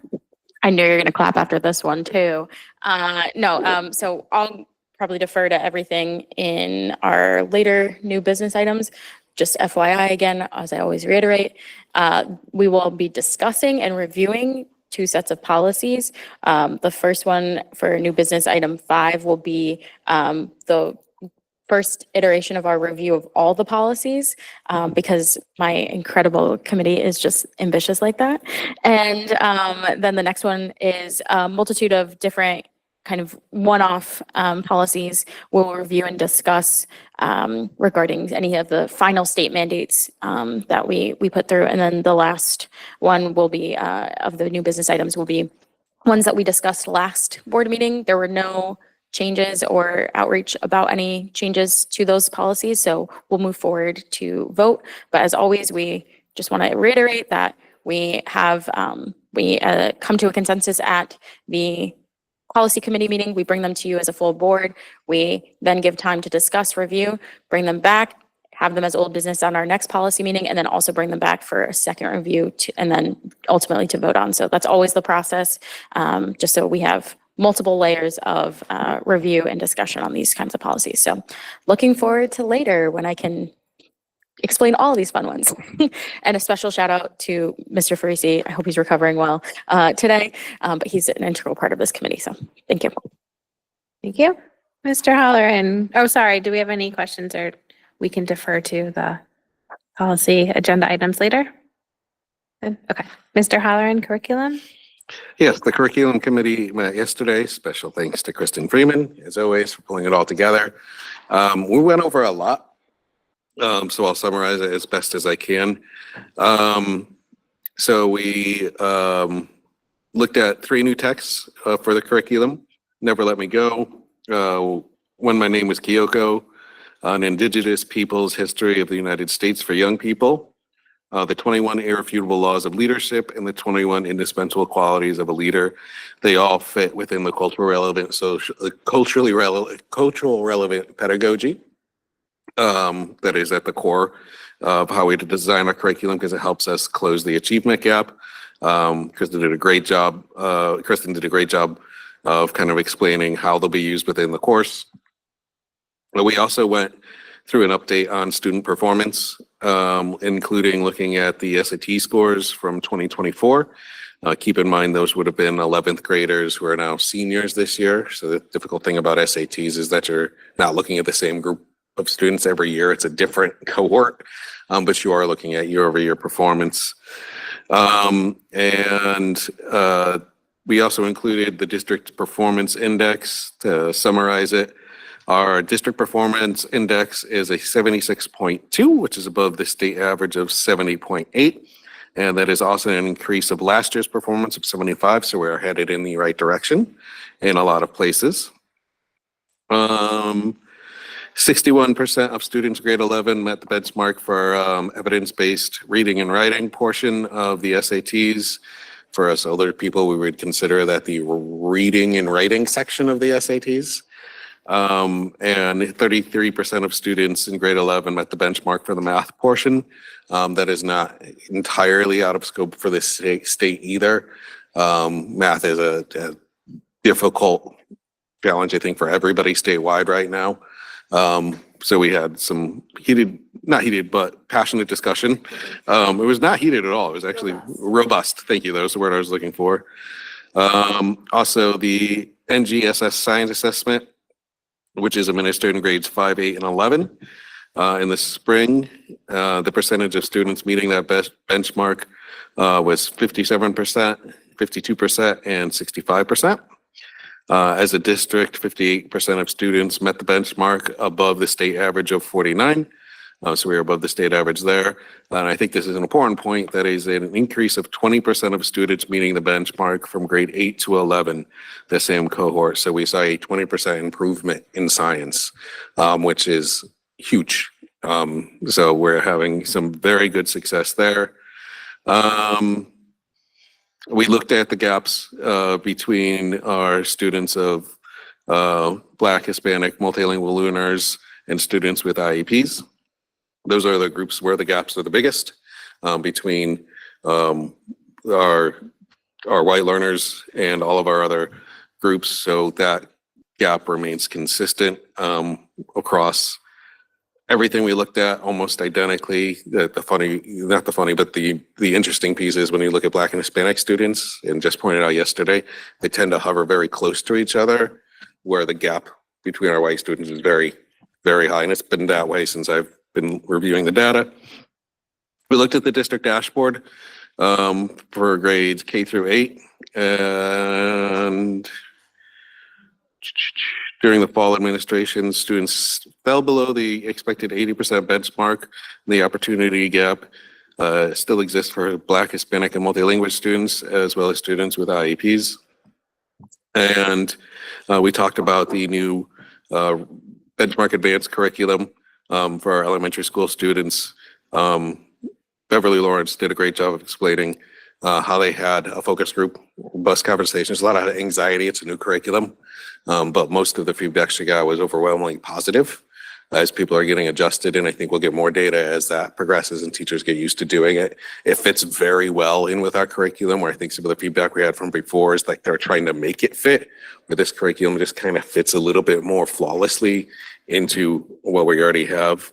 I did request that we have some of the data, summative data, be shared at a future meeting, because I think it's good to see those visuals. One of the things that we had saw in the committee was a big drop off for math scores in 5th grade. And we had a lot of discussion about why that is. It's a new school, new setting. It's handled differently. The time for instructional learning is less in the middle school. So that's something that we have noticed, but there are works underway. So we will share that summary of data at a future session, because I think it's just easier to see through and talk through some of that data. But that was as brief as I could be, because it was a great long meeting and we covered a lot of stuff.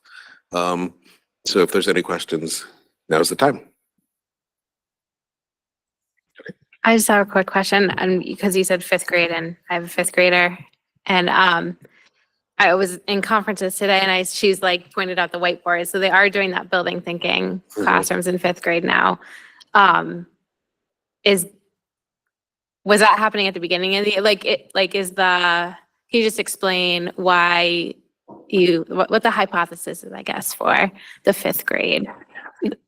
So the conversation started by looking at the end result, which is SATs.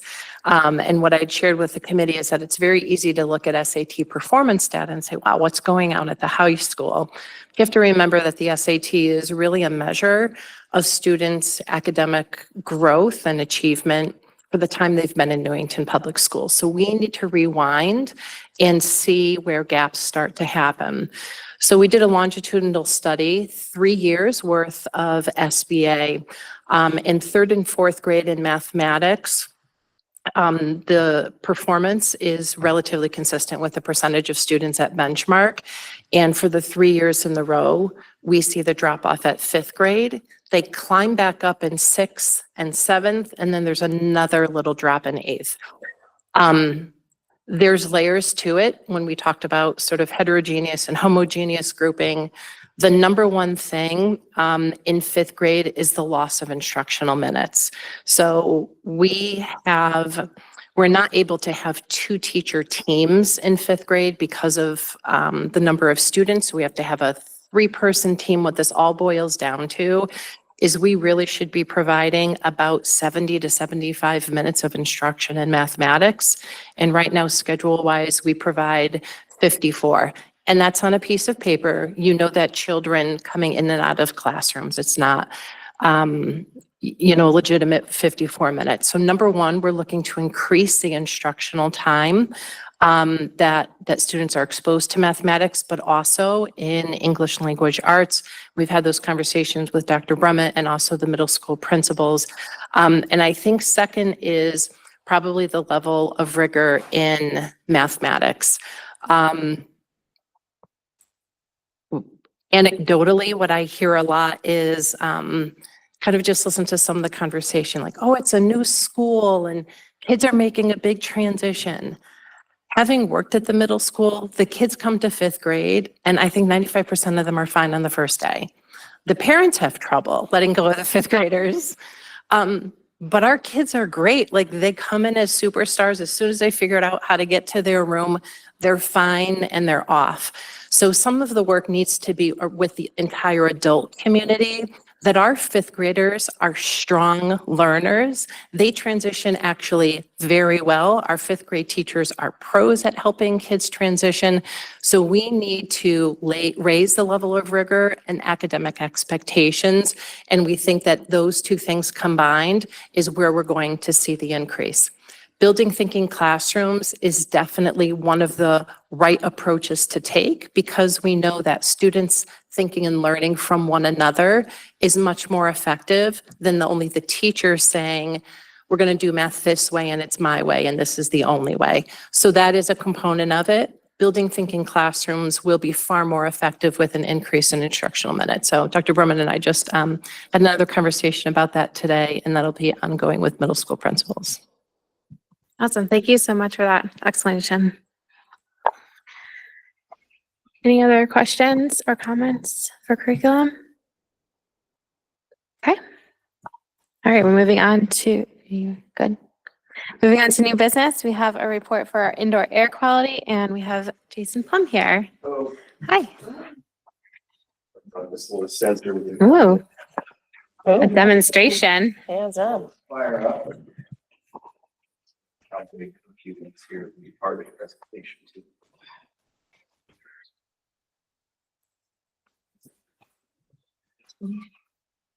Oh.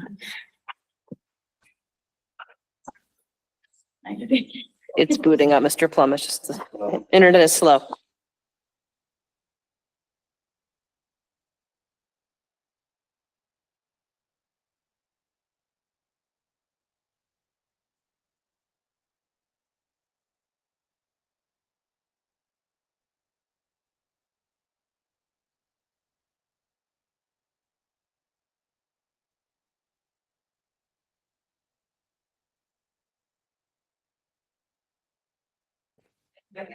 IAQ, you're going to see that throughout the presentation. So that's indoor air quality is what it stands for.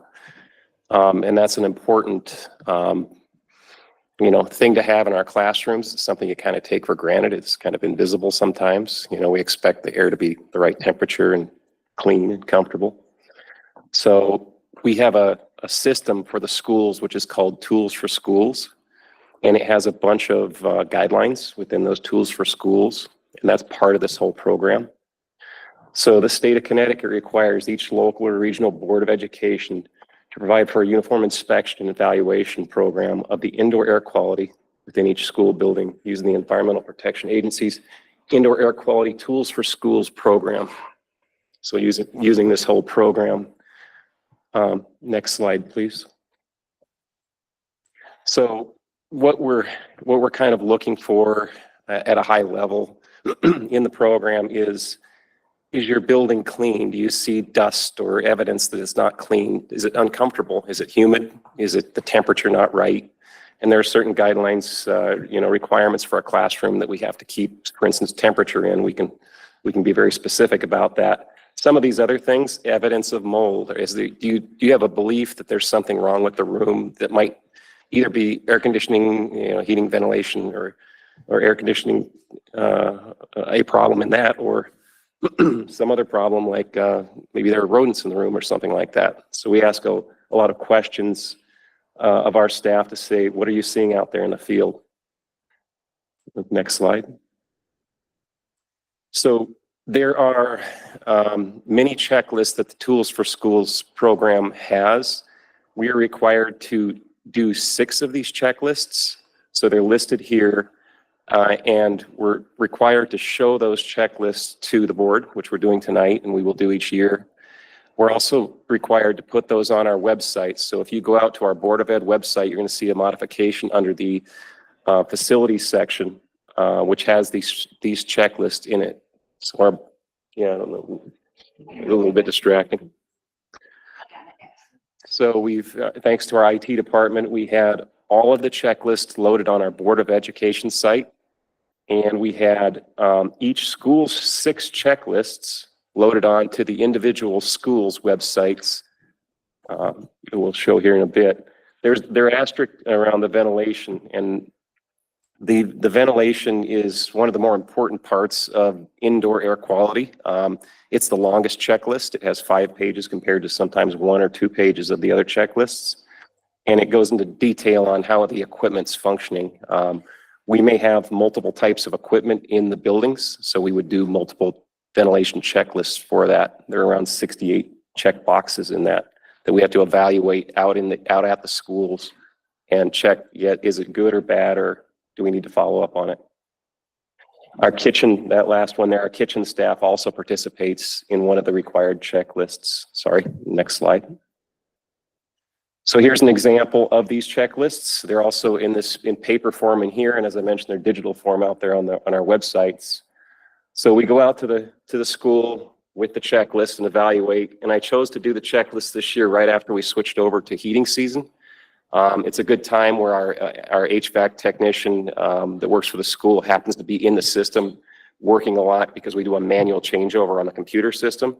And he can tell me, yes, everything's working, or we've got major problems that we need to look into. So we did that in early October. And we talked about where it's shared. There's a URL here, but I think everyone's familiar with our websites. You can go into the websites and go to departments and go down to maintenance and see that. As I mentioned, this is annually, we're going to do this. That's one component, and this gives me an opportunity to tell you, additional things we're doing behind the scenes at Newington that you might not see at other school districts that take this even further. And we're more focused on the ventilation, the more important one of the list. So we have, in order to get participation in our eyes and ears out there in the field, often they'll come to us and they'll say, the temperature's not right, and we get this constant information in, and we send people out to fix problems. But some people don't realize that they can do that. So we give them we send out to every employee in the district a biannual survey. And that survey, it's fashioned after the EPA checklists, and it kind of goes earlier when we talked about what are we looking for, evidence of mold or temperatures or things like that. It tries to touch on all of those. It's short enough that we get a lot of participation. We usually get between 100 and 150 people that send the report or the survey back to us.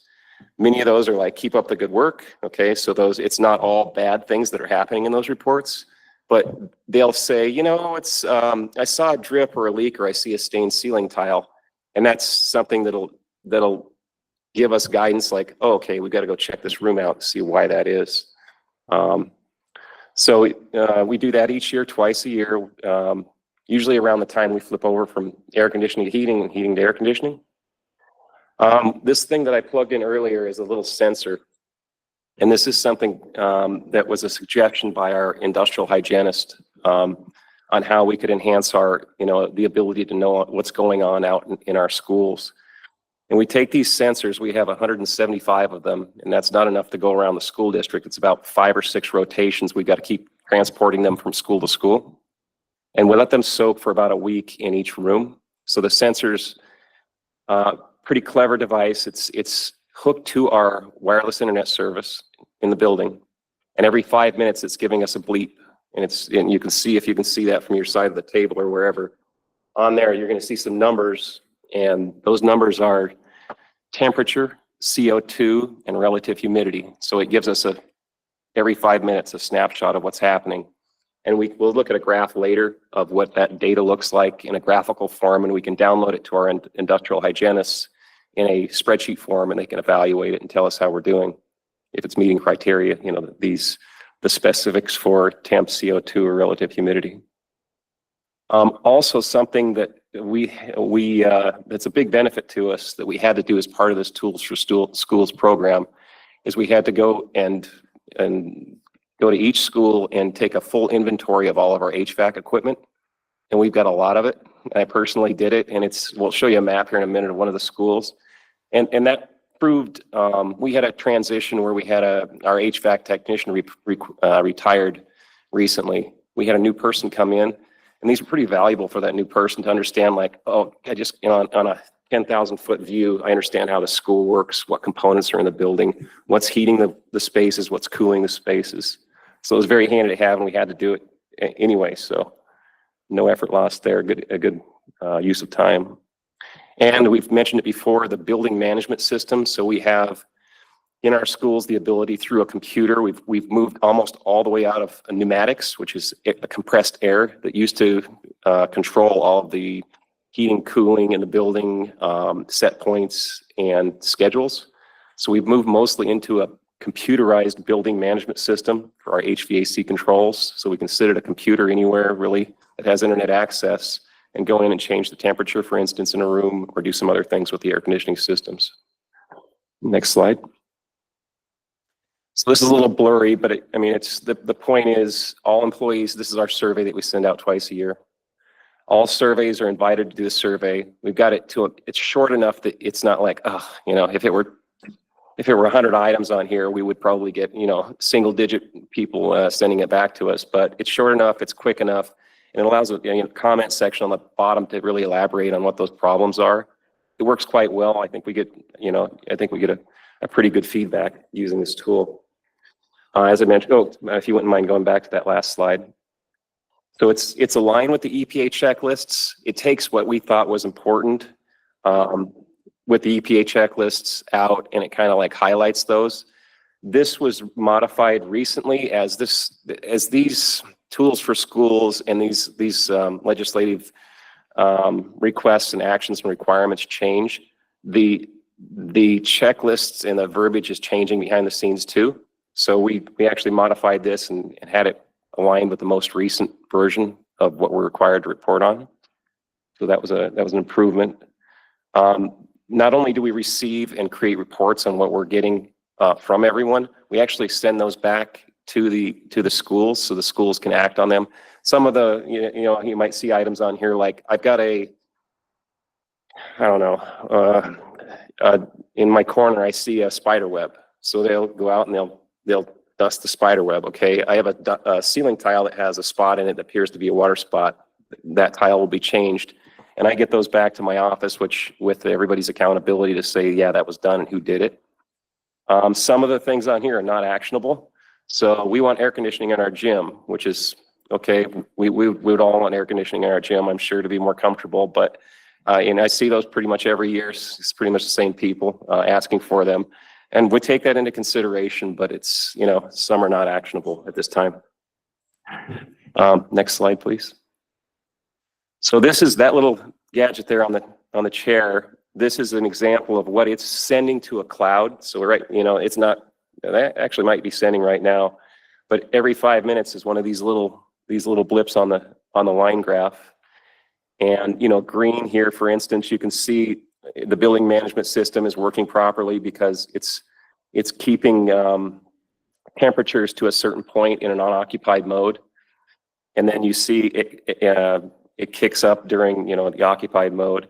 You're going to see the green line, which is nobody's in the building, and about that 6 o'clock mark, it elevates because we are all breathing CO2 out. That's what we breathe in oxygen and change it to CO2. So you'll see that occupied state and then it falls off again. If we see those levels go too high, they're important. That particular one's important because that means we're not bringing enough fresh air into the room and exhausting the old air out. So that's really what everything boils down to for indoor air quality. General guidelines on this for, CO2 levels are 1,000 parts per million. So I didn't calibrate, but it's saying over 1,000. We had a lot of teachers and staff research what those amounts were. And it's a little bit tricky because we keep one of those units outdoors, and the best you can do is fresh air. Fresh air is around 420 parts per million. So you got to do the math, and that's where industrial hygienist comes into play to say, outdoors is this, indoors is this. You're either checking out or you need to look into this unit. Maybe it's not flowing enough fresh air. And temperature ranges we look for between 65 and 86. Those change a little bit depending on where you read. And relative humidity, we get a positive side effect on most of our buildings. When we air condition, we pull moisture out of the air just by virtue of running hot, humid air through a cold coil. It just pulls it out like a soda can on the table is taking some of the water out of the air. We only control or monitor or react to relative humidity in the newest school, Anna Reynolds, because it has a more sophisticated air conditioning system. But 60 is generally what you're looking for relative humidity is an acceptable level. So it's a pretty, and this is real time. I can go in and look at any room. These are very handy for, my room's cold. Okay, get a lot of those. My room's hot. I can go in and I can say, it is, it's this set of degrees. I can also do it through the building management system. This is nice because I can see if it's changing throughout the day, the history of it.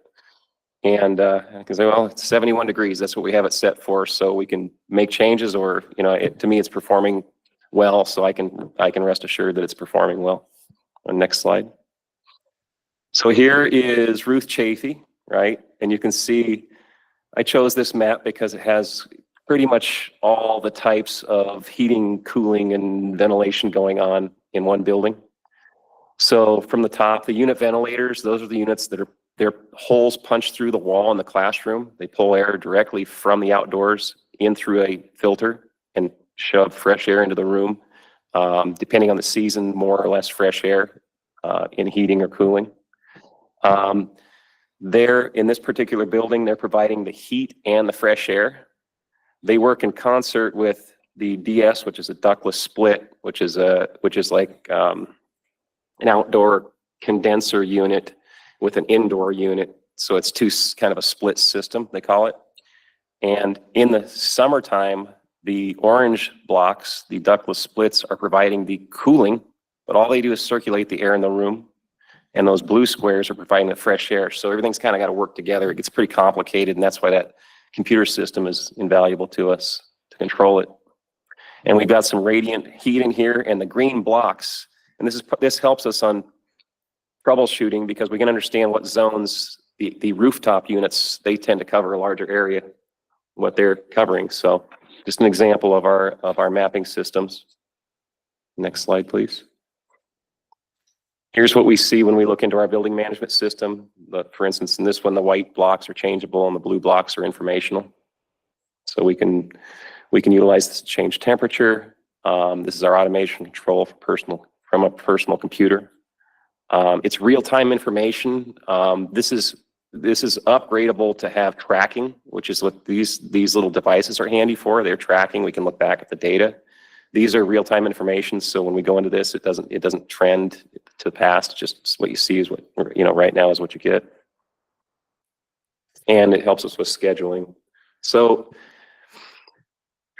the enhancements that we have made to the HVAC systems and the information that we're getting surrounding indoor air quality, it's changing pretty rapidly. We're seeing like the legislations, they're kind of moving their time frames out while they try to figure out exactly what they want for results. And Lou and I and our vendors have worked together to kind of come up with what factors do you need to have to confirm that you have a healthy air system. And our hypothesis is if all three of these key indicators are thumbs up, well, that means our performance is good. And by virtue of that, we know that we're flowing enough fresh air, which is what kind of the focal point of these checklists and these tools for schools is more of a volume thing. But we can say we are flowing enough fresh air for proper performance. Next slide, please. So what we've covered so far through the presentation is what we have to do every 1 year. Okay, so we're going to switch gears, and there's another legislation that's kind of paralleling with this ventilation checklist, which we keep talking about. And that's a 5-year program where we need to go through each of our schools, and we need to do we need to hire vendors because we have to have certified individuals. We need to have certified, they call them an air balancer. These are people that come in and they measure and balance how much air comes out of each vent in the room. So there has to be a certified air balancer to confirm that the room is taking in, I think it's 25 CFM for head count in the classroom, a certain quantity of air that's appropriate. We need to hire an engineer or an industrial hygienist, which all these cost money, right? For their time to come out and take a look at our buildings and go through. And they spend about 15 minutes in each of the rooms to do all of these, longer for the air balancer, but just the checks for the industrial hygienist or the engineers to do their, okay, room 206 is done on to room 207. So we really get a very finite health of that space through this program. That's what it's designed for. And then you act on what you find. Again, the sensor's sitting here, it's taking data. We have those in for 5 days. So we have a lot of data. And ideally, we would have those in every one of our rooms. So we know what's going on in all of our school classrooms, or school rooms, occupied spaces. So the $340,000, we've inquired to see if there's any assistance that we can get with that funding for the next 5 years, starting in July 1st of 2026. We have not heard back, and I would go so far as to believe I don't know that we would get any funding for that. What's important about that number is the 340,000 is what we have to spend, and then we haven't even started fixing anything at that point. So there's, whatever we do find, we've got to fix, and it's informational, right? So where do we get our information from, I guess, is the end of that story. I believe that's the last slide. Are there any questions? Oh, Or, jeez. yeah, she might. Both of them. I can't choose. Hand first over here. Just a question on this next phase of indoor air quality. Yeah. For the 5-year heating, we have to do that every 5 years? So we'll do it for that duration, July 1st through June 30th, and we'll do 100% of our schools during that 5-year period. Then we restart. So it'll continue after that. Yep. Thank you. So just to clarify, is the 340 for covering the 5 years, or is it an annual cost? It covers the full 5 years. Okay. So you kind of picture about 1/5 of that per year. Okay. Yeah. And then the second question I had, this is just an overall risk that we think about in general, but given that all of our systems are on computer and connected to the Wi-Fi, is there any kind of like stop fails in place for cybersecurity risk? If like we were to get hacked, like, not that I think anyone's thinking about these things, but just in the day and age, like, any of our systems get hacked and I don't know, they can put By our, having those running off the wireless network. or having all of our HVAC and all controls on a cyber security perspective. I suppose anything's possible, but it works through our network. So it's got firewalls built in, Okay. that we all use for wireless devices in the school. But anything's possible, I suppose. Okay. Not that, that's just in my mind when we moved to all the fun of wireless networks. Okay. We have some great IT Yes, we do. department employees here. Good question over here too. Go ahead, Tony, go ahead. Hey, first of all, thank you for what you do. You seem to enjoy it. I don't blame you. Do you have an opinion on what's driving the legislation to be? I mean, it's getting to minutia where it's overburdensome, it seems almost to keep up with it. It's a lot. I don't know what drives it, to be honest with you. I mean, there's a concern. I mean, its voice is being heard if they don't like if people don't like the working conditions or their child's conditions in their classrooms, and it gets somewhere and it turns into legislation. Yeah. Go ahead, Mr. Newton. What would you anticipate to be your biggest one of those projects? I would think the elementary schools would be smaller, more individualized, but what would you choose to do first? The high school, the biggest one, or? I think it wouldn't be a perfect 20% each year, put it that way. So you're right. We'd pick off like maybe a middle school and an elementary school, whatever size, right, is kind of like a 20%. Yeah. I wouldn't have any particular order. I would probably, leave Anna Reynolds toward the end because it's so new. It just went through a full commissioning, which is kind of accomplishes what we need here. Yeah. Speaking of Anna Reynolds, I think last time we had a real update, there was like still kinks being worked out. Yeah, Everything. it's a very complicated system. Anna Reynolds has layers and layers of heating and cooling. It's got radiant all built into the same classroom. So there's so much going on to get those fine tuned. I think we're demonstrating we can control it. That's good. And I'm watching with these sensors, the temperatures that are happening over there. They're improving. It's a big task for this programmer to figure out how to incorporate all these, energy efficient systems. That's what they're trying. That's why they're complicated, is because it's energy efficient into one working product. Anytime you put a new system in like that, I think you'd expect some period of time where you've got to work the bugs out, and we're still going through that a little bit. It's pretty good. It's getting very close. Mrs. Rodriguez, is your classroom acceptable? I mean, I'm a woman of a certain age. Run the form, so my classroom is totally fine. Perfect. I'm good. It's not wet, which is the most important. It's not wet. Everything's And the good. mold. My kids are happy. Staff, I think, are happy as well. Thanks. Mr. Holler. Yeah, just all the talk about Anna Reynolds got me thinking about John Wallace. As that school gets renovated, does that throw kind of a kink into the works at all?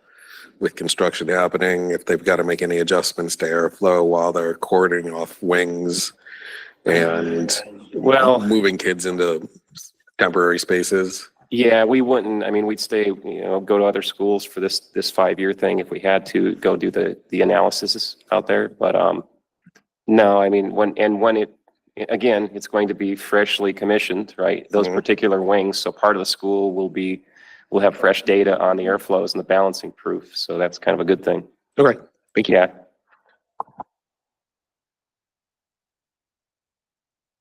Any other questions, comments? Thank you for the very thorough presentation. So we'll probably be talking again at budget season, I'm anticipating, right? So, yeah, he'll be back to remind us. Okay, thank you so much. Speaking of budget, we have we are looking to establish dates for reviewing the superintendent's proposed budget. Let me pull that up. You want to talk through the process quickly? Absolutely. So this outlines the second page of the document that the kickoff meeting is Wednesday, February 5th, where I'll provide the overview to the board, and then 2 subsequent meetings, Monday the 10th and Wednesday the 12th, will give you that department by department deeper dive. And then from there, the board begins their deliberations about, where do we go from here? What do we feel we need to look at? More information necessary. And that happens up to February 26th. And we need to transmit the budget to the town by typically March 1st. That's our typical protocol. And then on March 25th, the board chair and I present the budget to the town council. That's tentative. We haven't been given the official date yet, but that's the anticipated date. So as you can see, we've built in a fair amount of time. If we don't need some of those dates toward the end, they don't need to be utilized, but it's advisable to put all these dates in calendars just because, you want to make sure you're available those nights. These are important meetings because one night we try to do our rolling questions. So we'll make sure we keep a document of all questions asked and answered, and make sure the board understands what's driving costs, what's driving decisions, and we'll go through that as we roll this out. So that's basically a very rough overview of what we will be looking at over the month of February. Ms. Weaver.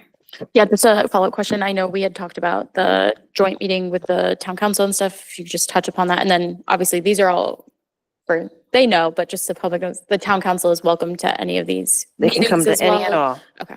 Yes, I've talked to the town manager. He has hasn't wrapped his head around it yet because he's new to the job, but he is of the understanding that we'd like to have that as a joint meeting, and I believe he will work with his leadership team.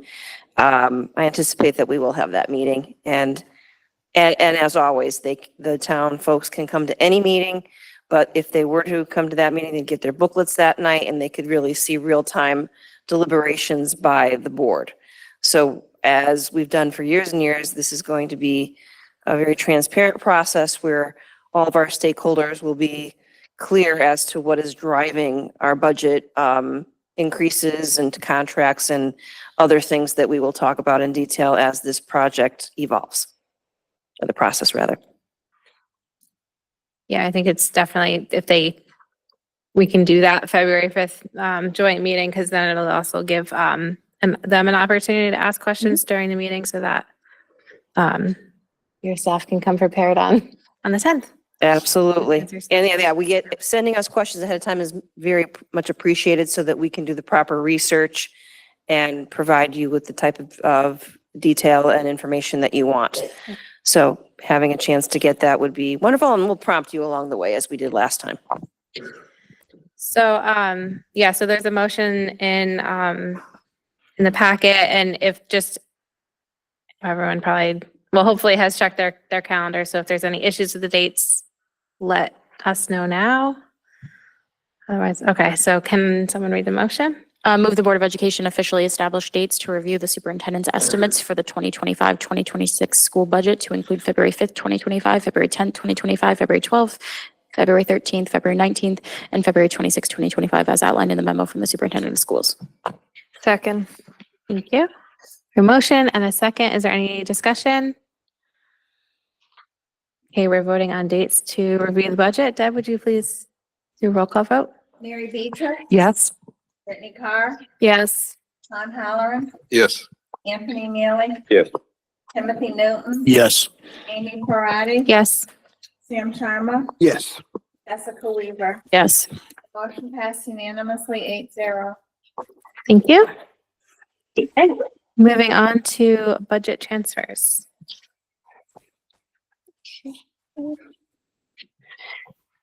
So this, I'm going to ask Mr. Jacobolis to briefly explain, but this is a typical part of our process during the school year where we need to make some changes or transfers to balance the budget. It's provided for in our town charter that we can do this, but I'll let Lou explain briefly what he has done with this document. Hi, good evening, everyone. The protocol for this is really for the reallocation of salaries across the district. When the budget is developed, we have some insight about certain things, some exact information, and some things we really don't know, such as individuals who leave employment either through retirement or resignation, and they walk out at a $85,000 salary level, and the new person coming in the door may be at $55,000 or maybe $105,000. And thinking we have at least 50 of those a year, along with a whole variety of the general turnover in the hourly staff that's here. We don't have the ability to really be precise down to the person that you would like. In addition, you have other considerations like what are called degree changes. The NTA contract provides for individuals who can provide certification from the university that they've completed their program of studies by October 15th, would be entitled to be on the next available step, retroactive to September 1st. When we're doing budget at this time, that's next October 15th, not this October 15th just passed. So we're speculating and guessing who might actually make it, who we are paying attention to and following. So money is budgeted many times in the other salary account and then distributed through this transfer to all of the appropriate places. So $10,000 needs to go to the English department because 3 people there got salary advancements. That would be accounted for. 2 people in science, et cetera, et cetera. We also have to factor in the unknowns of what the retirement increments are. The teacher contract and administrator contract has the multi-year advance notice with financial incentive attached to it for giving that early notice.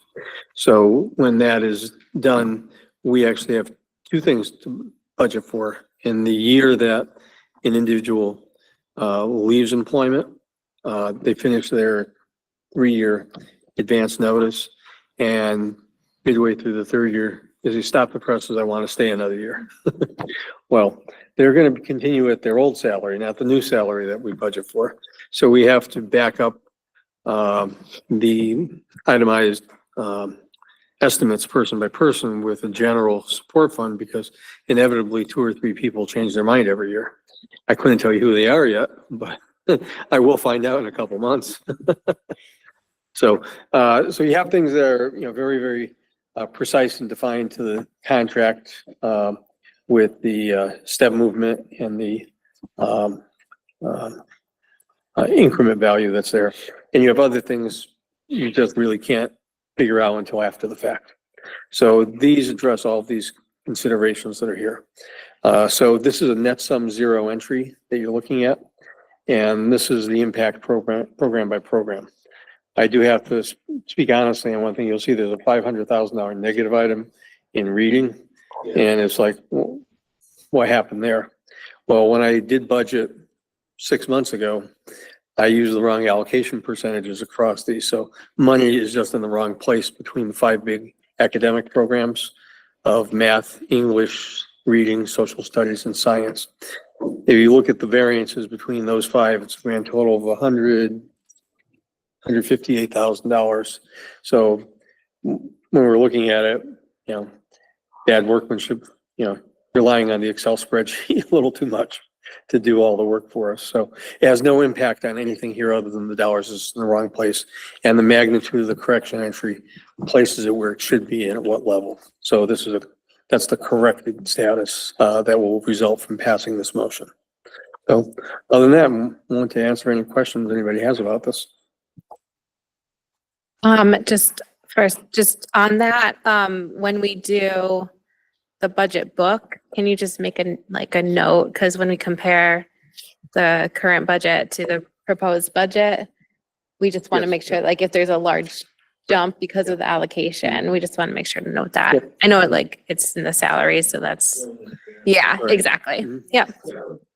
Go ahead, Ms. Weaver. Yeah, and just to clarify too, I think, I know in some of the past budget books we had, like, sometimes we have to we have a 1.2 or something. So, or someone is spread across multiple ones, this account too, for like their salary may be in English and reading and Other whatever. places, Okay. especially high school enrollment migrates between programs and where kids' interests are. So, hey, we're 0.6 short in science, or 0.6 too much in English. What are we going to do about it? So we have to constantly do those adjustments every year with staffing, fine tuning to get all those things right. Lou, so what's the average step that we're hiring at right now? That we're hiring at? Right. It's probably about master's 10 on average across all of the hires. So someone retires at like, which is $75,000, $80,000. so if someone retires at like 14 or something, what's the highest step? 14. So if someone retires at 14, so we get somebody in, what's the average step?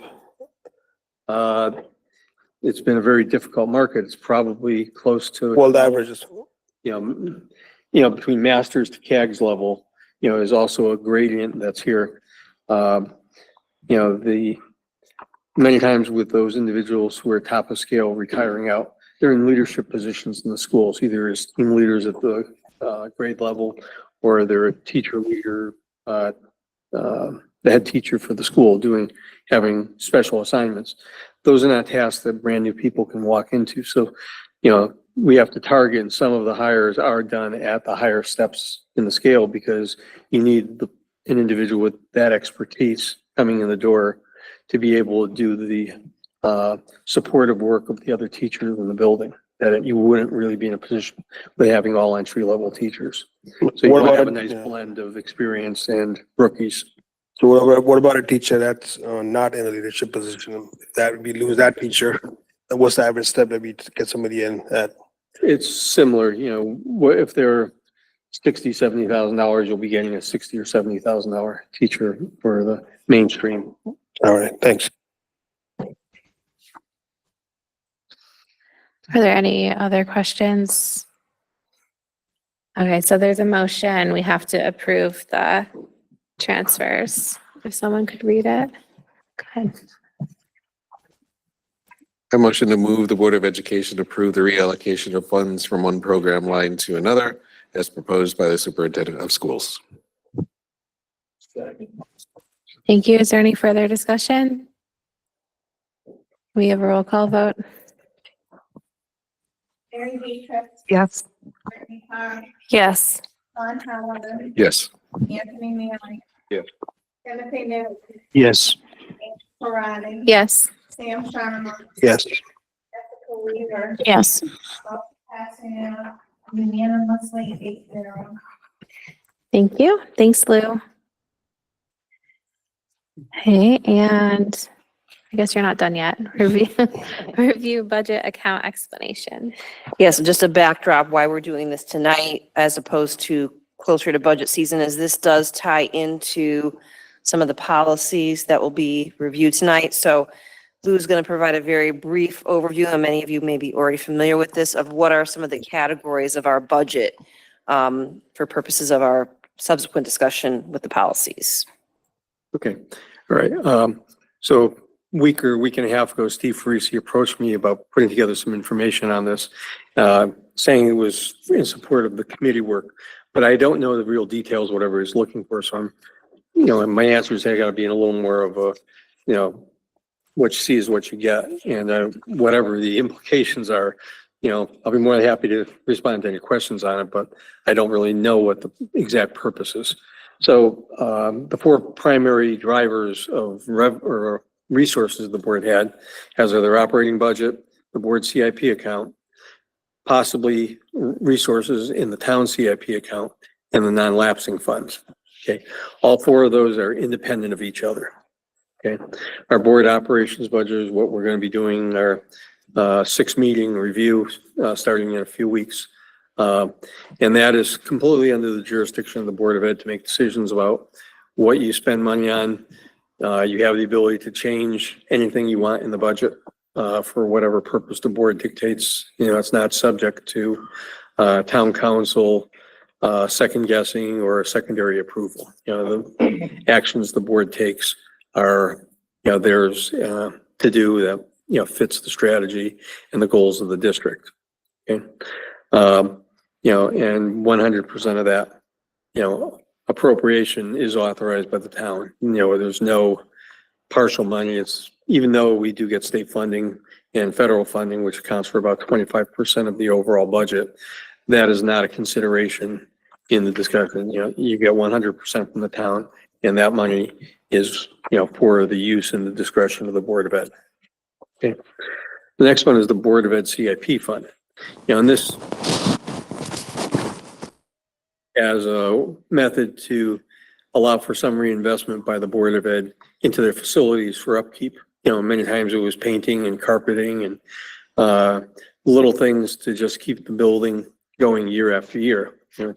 As the dollar levels have increased through inflation and the value of money, we're up to a cap now in the fund of $2 million today, but with an expiring MOU, it reverts back to 1.2 million August 31st of each year. This is something the town council wants to readdress annually with a reauthorization. So any changes or modifications to the text of the MOU would be the product of what is going on that year. This year, the MOU was unchanged from the first year. Okay. The ability of what the MOU does is it allows us to take the excess funds that are generated from a combination of open choice, which is somewhere around $1,350,000 we get every year. We get $125,000 mandatory contribution from the town by charter. And then we have our building use fees, our other tuitions that we get for, which are not large in nature, that are minimal for this, we have the earnings on investments that are the money sitting in the bank. We accrue some interest that comes back to the Board of Ed CIP fund to be reinvested for the future. So between all of those revenue sources, we are going to generate somewhere between 1.6 and $1.7 million this year, with a hard cap of $1.2 million on it. If I just put the money in the fund, they'll take it away from the board June 30th because we're over the cap. You know, exactly the dollar amount, you know, would be determined at that point in time. So the motion allows us to move money back to the board, excuse me, the MOU allows us to take action and move money back to the board operating budget, you know, sometime in the spring, whenever, you know, everything is in focus for what we want to do and where we need the money. Board would take action, move that money back, and say, we're going to take whatever dollar level we feel is necessary to put it in the board operating budget. Then two things can happen. Either you spend it because you need to in the budget year, or we can then do another motion which moves the money from the operating budget into the non-lapsing fund, taking it offline for future use. Or the third thing we can do is nothing at all and just leave the money in the Board of Ed CIP fund. So if we have a big project initiative we're trying to get done that we want to get done over summertime and we need $800,000 to do it, it would give us some flexibility to what objectives the board wants to pursue. I still have the obligation to get everything back under the $1.2 million cap as of August 31st, though. That doesn't go away because when that stops, everything stops. You know, the overriding provisions within the town charter has it that there's no fund transfers allowed from July 1st till December 31st. So when that MOU expires, basically the fund is frozen for the next 4 months. And so no action can be taken even if we wanted to. So these are the chess pieces of how we need and how we're able to move money to support the initiatives and the goals of the Board of Ed to either use the surplus funding from the combination of open choice and other resources, reinvest it in a project or projects within the board CIP account that have to be basically complete and settled by August 31st, or motion it back to the board operating budget, where one of two things can happen. You can expend it as necessary because there's need in the current year, or then declare a surplus and move it to the non-lapsing fund. Okay. I'll stop on that one for a minute, just for a question before I continue. I think there might be a couple. Yeah, I think just to clarify too, from the policy perspective, so not to spoil a preview coming attractions here, but there's a policy that we have covered. It is 3171.1, the non-lapsing fund. And then the whole policy covers it. And so we had a question, and this was kind of at the same time we were discussing the board CIP and the MOU there, and just making sure we're clear on what is governed by town ordinance versus what we have authority over. So this is helpful for us too, just because I know sometimes the language gets confusing, and we were wondering if, you know, at some point we bring it to the board to discuss the pros and cons of increasing the NLP from 1% to 2%. Okay, on that will take the town council revising the existing MOU that was just signed for the Board of Ed CIP account. Actually, not for that one. Yeah. Revising the other one that says we will allow you to take 2% and deposit it into the non-lapsing fund. That is strictly, they have to countersign that MOU document. So as you were saying about ordinance, charter, MOU. Right, we were just wondering, is it MOU versus like, oh, we would need a town charter to change The Board that? of Ed CIP is primarily governed combination of the charter and ordinances. Yeah. Okay. And then you have this superseding MOU that has been just done. And then the non-lapsing fund is strictly on an MOU. Is only the charter, I'm sorry, Mary, is only the charter piece the 125,000? Like in the charter? Yes. That's the only piece that's in the charter. The rest are ordinances or MOUs. Well, the general, how the fund has to be managed is in the charter, you know. The one versus 2%, or? No. Okay, the, that's just still an gentlemen, ordinance. The non-lapsing is strictly a MOU.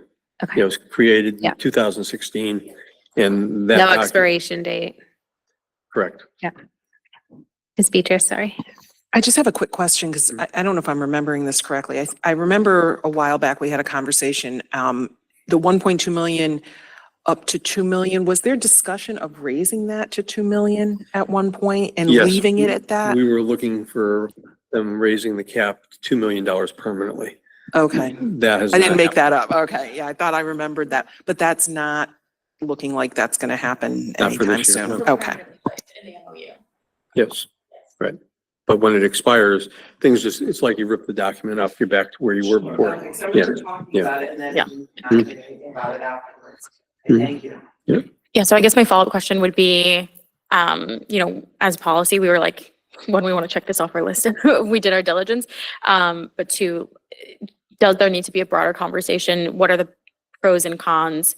Obviously, if we are happy with the MOU, we're happy with it. What are the pros and cons, though, if we move from 1% to 2%? Well, the number one thing is your ability to do it. Right. So, our budget is roughly $90 million to start with. So 1% is $900,000 that goes into it. And with our current reliance on the non-lapsing fund just to get out from being underwater in the budget, takes all of it or very close to all of it for this year. The probability of having another 900,000 laying around is not going to be very high. So to go from 900,000 to 1.8 million, I mean, nice to have it, but you might not. Realistically, the funds are there to even do it, right? It's not an actual constraint, so to speak, right? Like it's not. Right, at this point, okay, it's not. that's what I Yeah. thought. Okay. Okay. All right. And then continuing with the last two major ones here, town CIP is fully under town jurisdiction. Occasional projects go through that for us along with the building construction projects like Anna Reynolds, John Wallace, where you have grant funding that's attached to it. There are several smaller amounts still out there on projects that are not closed out, but we still have access to some, limited funds to assist with a couple targeted projects if we want to for this year. But it's, less than $200,000 between that. And then this zeroed out at that point. We have asked as part of our CIP book this year, we did have a request for the town to start putting aside money annually in their town CIP account for a couple $100,000 for HVAC work, which is both the testing that comes up starting in 26, as well as whatever repairs and modification work is needed to act on the recommendations. Okay. We also have the bus funding for the all the vehicles. There's an $8,111,000 cost if you wanted to buy all new yellow tin cans for the district. And to be able to do that, they're not interested in putting all that money up at once, and I don't blame them for that. But you have the need over the next 5 years because of the high level of buses that are hitting their retirement age, that we have to basically do, fund 2/3 of the buses in the next 5 years, which is about $1.1 million to $1,200,000 a year for the next 4 years to get us through the crunch, because otherwise we don't have enough money to, replace the vehicles that are being retired or that are forced to be kept on past their useful life or being at higher risk of repairs and rot and other issues that go with it. Okay. All right. The non-lapsing fund is strictly the product of the MOU. It was fashioned after the initial authorization from the state government that said you could have a 1% set aside with no maximum on the fund over time. It could be used for operating expenses, it could be used for capital expenses, or it could be used for a combination, depending on how you, set up your language. Languages on ours is set up to be for operations expenses. Okay. That would have to be changed. There's a balance of approximately $3.4 million in the non-lapsing fund right now.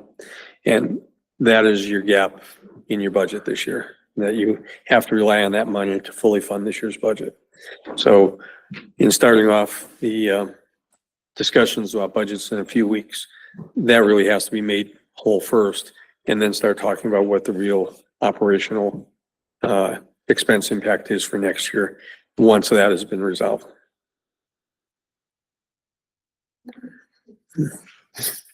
Any other questions? All right. Jessica, I'm gonna turn it over to you. The absolute grand finale of this meeting. We have so much more to go. Okay, so so we'll start with our you can't say like 1,000 series, but like 0,000 series, the ops. The ops, as we were saying, we were like, I don't know how to say this, but so these consisted of approximately 2, 3, 4, 5, 6 policies, but it'll go down to 5 of policies. These are, and if you go on our wonderful policy website, each of the series of policies is separated into different subject matter areas. So the first one, not shocking, is our mission, goals, and objectives, the overarching ones. The next ones will go to our like personnel, students, administrative things. So those kind of get more specific in here. But so these are the more overarching of our already overarching policies for the district. So as shown on the screen, we'll start off with the first one, literally 0000. So our educational philosophy.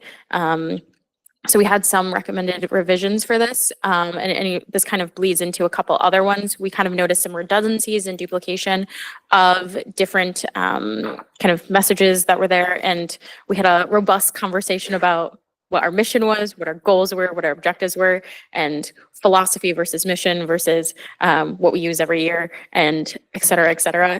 Noticing that some of the other policies we have after this are mission and then goals and objectives. So the philosophy one was not updated since 1998. So we figured, great time to look at this. And so what we did, you'll see highlighted in yellow is recommended revision. So this is to replace that beginning paragraph. And I just want to give absolute kudos to Ms. Beatrice and Ms. Carr. They are incredible writers. And it was one of the best conversations we had about what this is very much what is our philosophy about forward-looking things. So this was actually, it notes in the first paragraph that we can tell kind of when this was, obviously not that it's already said it's 1998, but the system worked together during 1990 to 91 to develop a plan that concentrates future efforts and resources on specific goals. Very vague language, but what we wanted to do was just kind of incorporate how the process works. I think a lot of these are just what governs it. So feel free to read that full paragraph, or 2 paragraphs, but it's really about the process. And as we've seen and had great reports on about the strategic planning committee and those efforts that have gone on in the last year or 2 with Dr. Brummett, we just kind of wanted to codify that into the policy. Ms. Carr, what else am I missing? Nothing. So that takes care of educational philosophy. And again, if you have any comments, feel free to just raise your hand, chime in. And again, if you have anything after, feel free to reach out to myself, Mr. Freese, and anyone on the committee. Next one is district mission. So again, this is kind of similar to education philosophy. We already kind of had this. This was a much longer one. Is this the correct one? Let me see. This is new. That's the new policy. Yeah, just so you can see the difference. Yeah. I think we just changed. I don't think he attached the right one. Well, oh yeah. It does look the same. So I'll have Mr. Freese just show the old one as well. It's just new, right? Yeah. Brand new, so there's no. Oh, I'm sorry. So this was, I'm going ahead of myself because I think missions was also attached in the goals and district objectives, which it's kind of, we want to differentiate the 2.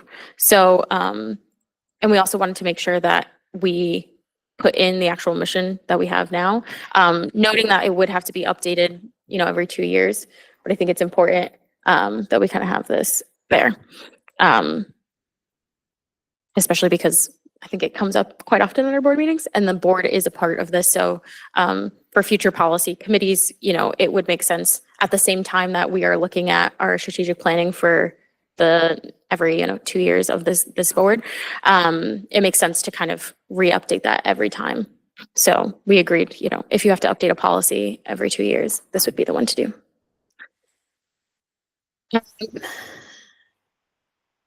I just have a question. Yeah. On the first one, I think it said strategic planning reviewed and updated by the strategic planning committee on a yearly basis, but isn't strategic planning, well, like the big one, it's like 3 years, right?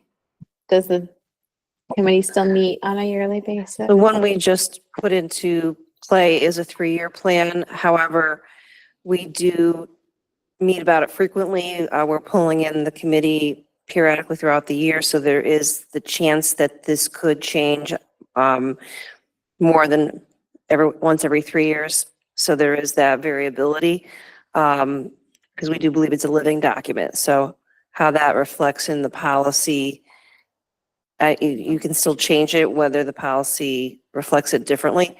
But no, right now our plan is considered a 3-year plan. I think it was like, Yeah, so it says like, by putting it in it was Yeah. there before, but it says like on a Yeah. yearly basis or. Right. It says. we continue to take that old language from the first paragraph. So, it's the other policy. Yeah, I guess I'm sorry. just wondering if the yearly Yeah. is. No, we can accurate talk about or it. as We did have a needed. discussion with Mr. Fergusi about this, saying kind of exactly what Dr. Merman said, that it's, we don't necessarily say, we could tweak it to say it's reviewed annually at least, just to note that, not necessarily always updated, but, yeah. we can go- Reviewed reviewed Yeah. yearly, updated as needed or Yep. something. Yep. Yeah. Yeah. And I think to Ms. Carr, which we were discussing, is also the mission statement itself. The plan, go ahead, you can say, it is, the mission being updated. So just kind of recommending a change in language to reflect Yeah. that it may or may not be reviewed. It'll be reviewed annually, but But maybe not changed necessarily updated, periodically. yeah. Yeah, Review. that was 000. The mission or 0. Do you? The other discussion we just had is we can change that language from saying this plan to say the mission statement itself, because annually we look at that, we review that, we adapt it, we, We can update improve that. upon that. So we can change it to that as well. And like I said, we always bring these back to committee again, so Okay. no worries. Yeah. This is always just first round review. Again, we're not voting on these ones that I'm presenting right now. Okay. Okay. Yeah, this is the recommended revisions. I think Mr. Fergusi might have tagged in the different ones. I'm so sorry. The goals and objectives. Yeah. Oh, 200. That's the new. Yep. Sorry. We're into a different. The current one or the revised one? The revised one is fine. Yep. For the next one, sorry. So is this the 200 policy? This is the school district goals and objectives. And this one, Nice of him to be absent today, huh? huh? Really nice of him to be absent. I know. The excuses of having to get surgery on a day like this. But yeah, so this one, we really wanted to, again, so this is again where we're talking about the goals and objectives versus the mission. So mission statement, the mission policy, goals and objectives that we have to align with this. And again, we would anticipate that these be updated on a biannual basis with the new boards. So we agreed that this was something where we wanted to capture the mission and goals that we currently have, and knowing that during that board strategic planning that we have every 2 years, that those would get updated. So our 3 stools, right? Our 3 legs of our stool, are these right now. And we know that, not all policies are as alive and living and breathing, but these ones I think deserve to be, just given that they are the overarching policies that really flow into a lot of our other ones. And again, are really the the implementation is really focused on what the board decides on that direction. You can show what it was before. Yeah. So one of the main reasons we changed all these the way they were first, it was jumping from 000 to 0200, and people were thinking policies were missing.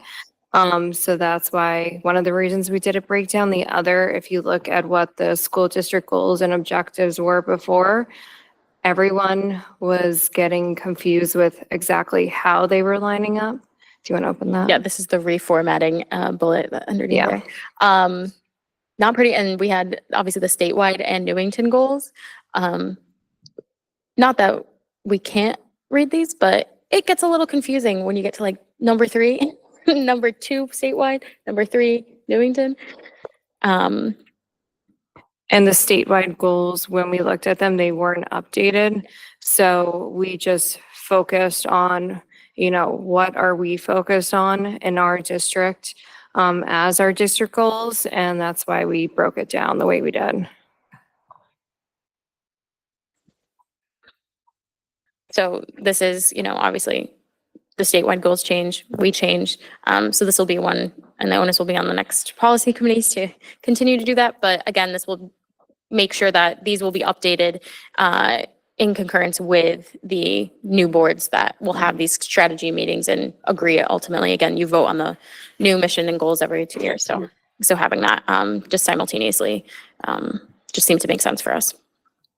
So this, instead of listing the statewide goals, you link out to the state. Correct. The new one has a link of an alignment and actions and outcomes aligned with the comprehensive plan for education, 2023 to 2028, published by the Connecticut Department of Education. So that's linked out into the policy as well, instead of kind of listing them side by side, which we felt might be confusing. Yep. Okay. And on to 300. Yay. So this one was ultimately our objectives, the policies. I don't think we had much on this one. If I recall, we just changed a few words. So you can just go to the recommended revisions for this one. Yep. Again, some of these are short and they're meant to be short. Some of them not so much. But again, this just shows what our policies are meant to be. We just kind of cut out at all times be in harmony. We felt compliance with applicable laws and knowing that most of our mandates come in over July 1, and not that we are out of compliance by any means with any of these laws, but just knowing that we only have so many hours that our lovely policy committee can meet and vote on these things. So we just want to make sure, should we not have had the actual meeting time to implement any of these policies, that we know that. So we're always in good standing, but should there, be another pandemic and we need to have all these in place. And then again, we just wanted to say those approved policies, right? So not all of the policies, as we're drafting them, if we have folks who say, hey, this is a policy we haven't voted on yet, or, something we're looking to change, we obviously want to know that we're in compliance with those approved policies. So those are the minor changes there. And we'll go into the next one. This one will actually, so it's 500, but it's going to change. So same, it's a short one. We can just go to the new policy for academic revisions. Why was it 500 and we didn't have a 400? Great question. We have no idea. Again, this was last updated in 1998. So again, as we go through here, and I don't think it's necessarily a bad thing. These aren't, quote, bad policies. It's just one of those things where we want to talk about. So this is comprehensive improvement planning. So this one is really just, should say oversight. Yes. Yeah. Okay. Yep. I'll let Mr. Freese know. I was like, it's not overnight. Yeah. I think this might have been like hour 2 we were on already. This might have actually been the moment that Mr. Freese's laptop died and had to then physically move back to where our charger was in this room. So yeah, we'll note that. like I said, we go through a lot on these policies, but it should be provide oversight and feedback to the district plans. Again, we don't have a long range plan with specific target, let's specify targets. It's hard to say, not that Mr. Plum is not great at finding some very good quantitative targets, but I think sometimes it's a little hard to give specific KPIs for some of these things. And we note that too, all of the underlying subject matters are always presented to our board and they're obviously different ones. There's no single long range plan for all of maintenance, building, transportation, staffing, building utilization. We know those come out of different reports. So we obviously put multiple plans in there. I like that you took long range out of it. That's a very subjective term. And we know the timelines are different. Obviously, we have a CIP outlook of, 5 years, could be more sometimes. And then that's not going to be the same for transportation or staffing or any of these things. So just wanted to keep room for that. So again, it doesn't necessarily change anything substantively. Just again, those grammatic and changing the number of the policy doesn't actually change any policy. It's just making it easier for the public to understand. We're not missing any policies when it comes to this. Okay, and then our last one of the OT series, this one, really, it's not changing anything. It is just replacing, we found that it is incredibly redundant but more expansive to policy 211, which is our equal employment opportunity. So the equal opportunity, non-discrimination, this one only really touched on employment. So we were like, well, and then any other non-discrimination kind of policies that we've had or policies that address non-discrimination seem to be specific. So it would make sense to have them in personnel, student. There's different guidelines and different policy parameters that would impact students versus impacting our staff and our employees. So really what we had recommended is that, and we always say, you'll see it on every sheet at an employer, we're an equal opportunity employer, blah, blah, blah. And we always reference on our policy website, policy 2111. We found that this is basically the same thing, but also then mentions all of these other acts and is one more up to date. And it just makes sense to have that one replace policy 211. So essentially the same thing. This is just more making everything efficient. Yes, Mr. Allen. The question on executive hairstyles. Yep. What is the benefits of listing them out? So that was by state mandate in 2021. If you'll see that was the last one. That is reflective of the Crown Act that was passed. So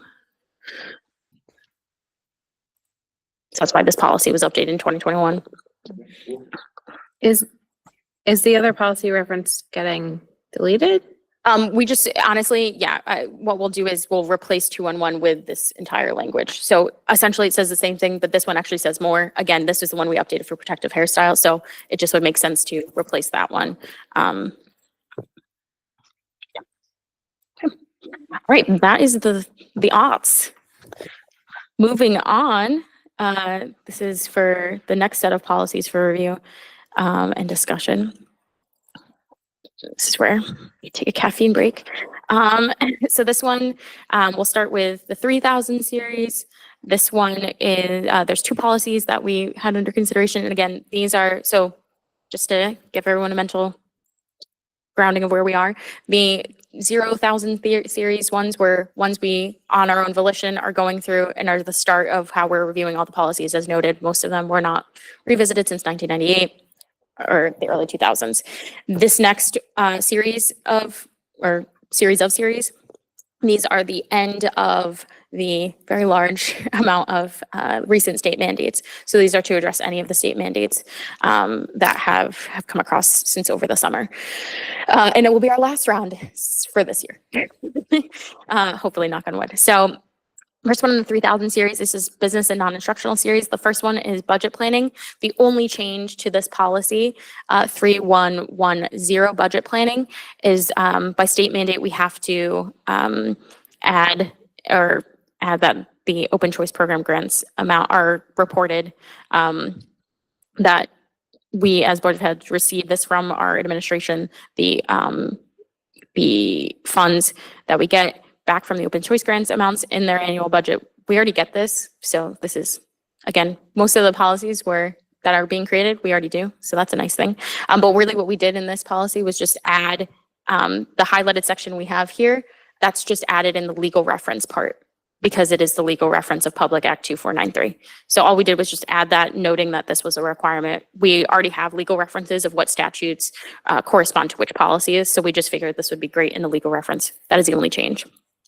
The other policy we discussed, as alluded to earlier, was the non-lapsing education fund. Again, we weren't sure how we wanted to address this, given if there was appetite or need or desire by conversations with the town or the board on moving it from 1% to 2%. Seems like no, so we can leave as is.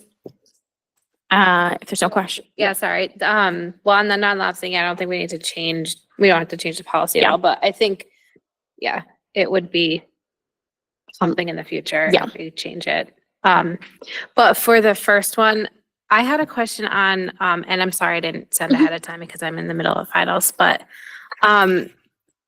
does, like right now, and maybe this is more for Lou or Dr. Brummett, right now in the budget book, we put open choice money into salaries for the 5 big programs, right? So does that change how our book looks, or is it like a separate piece of the, because like it says in revenues, but then we have to spend those revenues in the budget. So do we have to change how our book is structured?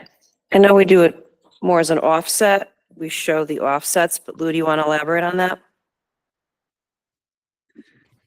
Correct. It would be shown net in the budget, but we certainly can footnote stuff or provide supplemental information which showed the sources, which took a $2 million,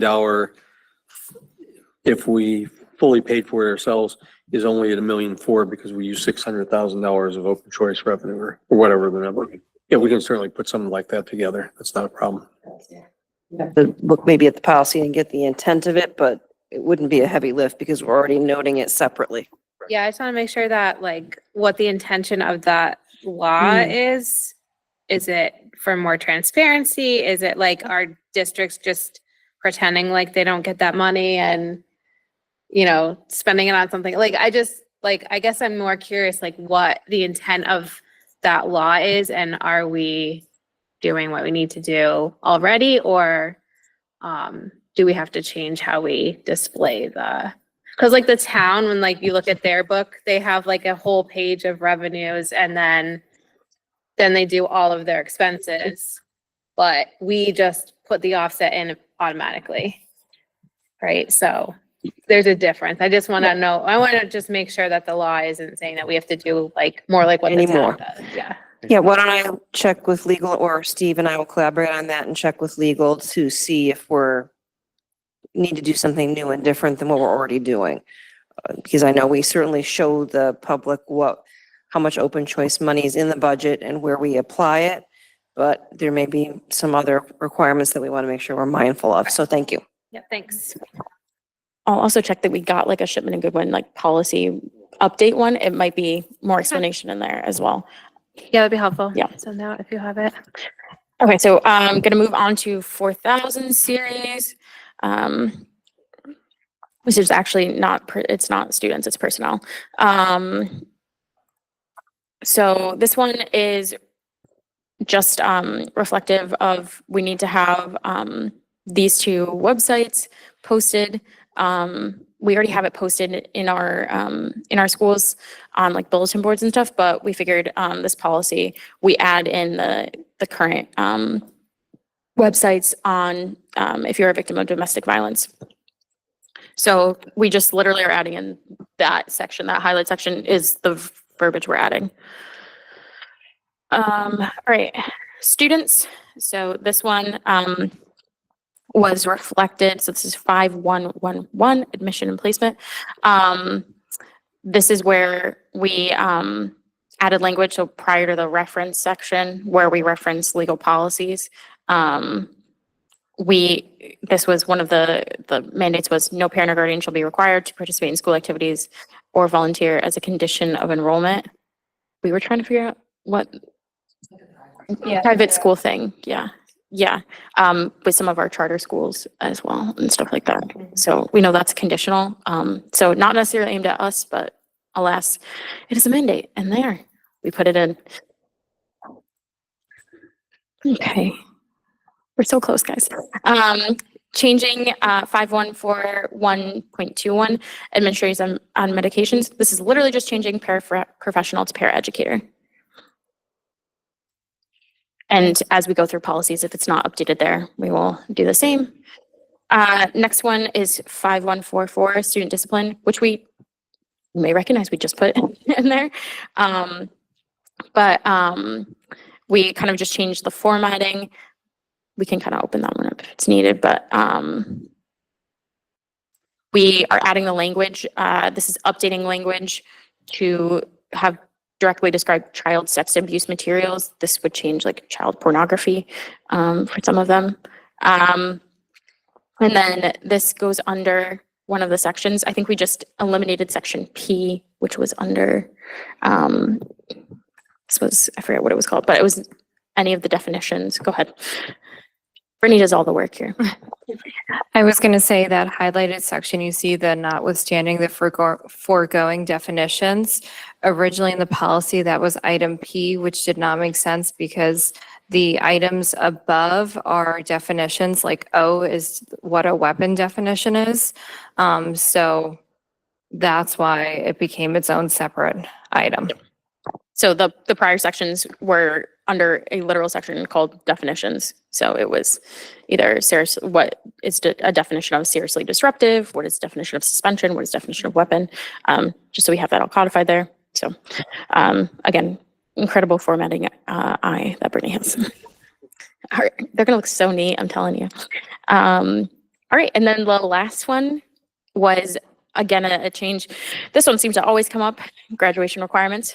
Not a shock, but this one was a graduation requirement regarding certain, I think it was foreign languages was like the overall requirement. But this, I believe we were just changing in the regulation section. So this one won't be voted on, but as we always do, just to clarify, policies we vote on, regulations we don't, but this board is a wonderful surprise that we can really have a robust discussion on regulations. So while we won't vote on this officially, we obviously want to update the board. This would just to be adding in the regulation section of the graduation requirements, which is really where the bulk of it is, which allows us to change things at a different rate. We have a section on the seal of biliteracy.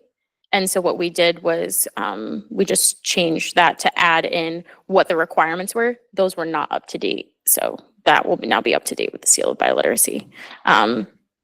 It's literally a sentence. So those are all of our, our whole RAMA, policy RAMA of ones we reviewed. But we're not done. But if there's any questions, please feel free to email me again. We'll make those notes at our next policy meeting. And before we go on to our possible actionable items, our next policy meeting is December 18th. So next Wednesday, and we will be going through the first half of the 1,000 series, the actual 1,000 series, not the odds. And our goal really is by the end of the school year to get through these, again, ambitious, but all of the policies that we just said too, we'll be noting too that they were reviewed. So even if we didn't make a change, you know when the last time these were touched, just for future boards moving forward. Okay. Good to move on. Okay. Let's wrap it up. I'm tired of my voice, honestly. Okay, so the next one, these are all the ones we presented at the last meeting on the November 13th meeting. These were policies that were discussed on October 23rd of our policy meeting and then rediscussed again at our last policy meeting as well. We had no feedback, but just wanted to let folks know that were there any other questions before that we could answer? Okay. Do you want to do the fun of it? We'll give you a break. Thanks. Give everyone a break. So I'll make the motion to move the board replace current policy 5144 student discipline with the revised policy 5144 student discipline.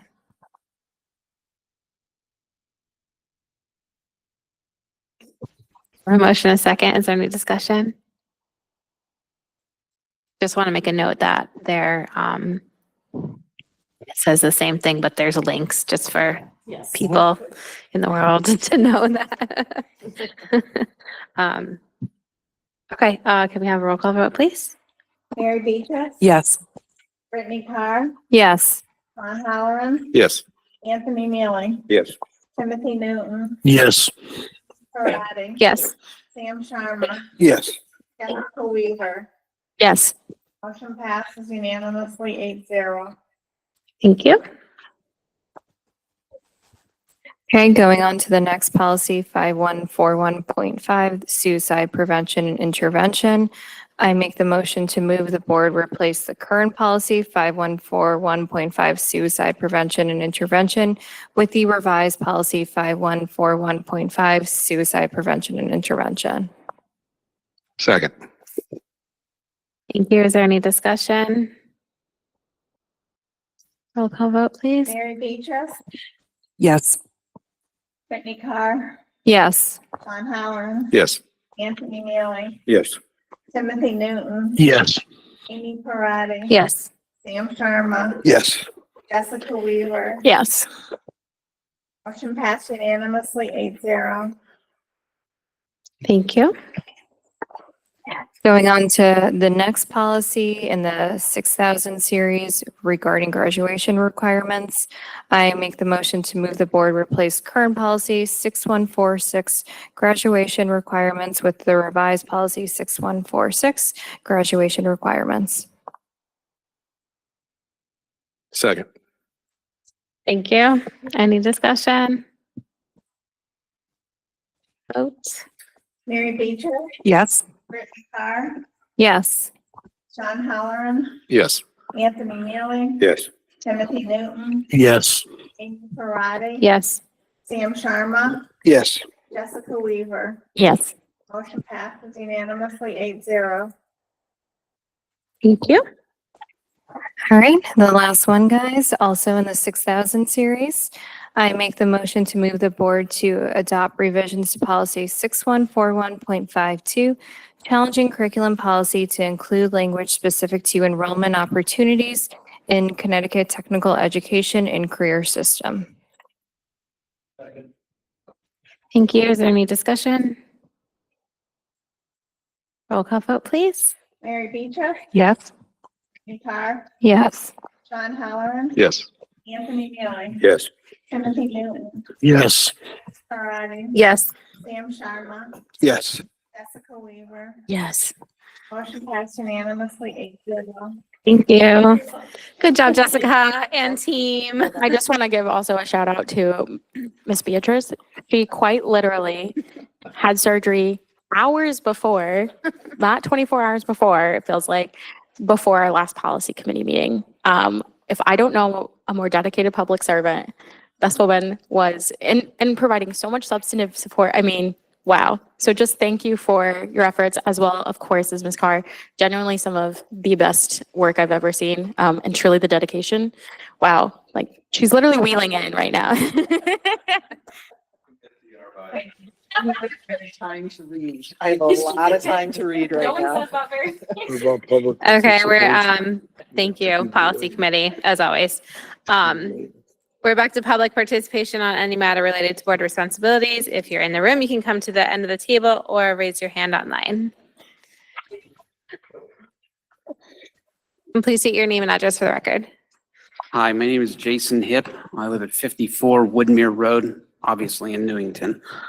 Coming to you guys today, there's an email sent out Wednesday, November 27th at 10:28 a.m. It was from Sarah Farley. I assumed it was on Parent Square, and I'll read the first part and then I'll go into my feelings about this.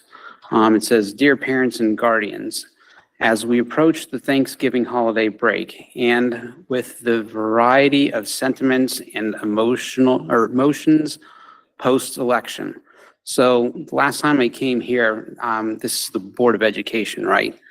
Okay, it's not the Board of Education and the U.S. Elections Editorial Commentary Committee, right? So the thing is I don't think that, that the email should have been addressing politics. If you back up 4 years ago, there wasn't, I looked in emails and I didn't see any emails stating as such. So it gives the appearance that you guys are leaning a certain political way, which I think that you guys should be staying in a swim lane of education and not in politics. And obviously I'm going to be the only person speaking here tonight about this.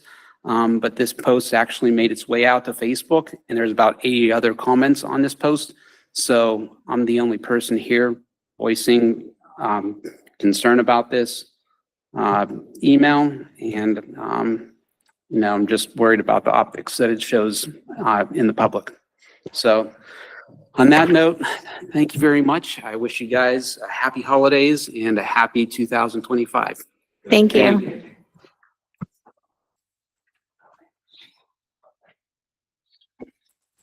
Seeing no one else, remarks by board members? I'll be up real quick, I promise. Thank you, Policy Committee. That was a lot of hard work. I'm amazed that some of these policies weren't touched since 1998. Put that in perspective, that means somebody could have attended high school, 4 years of college, 4 years of grad, and still had a year left over. So thank you for taking a look and doing important work for it.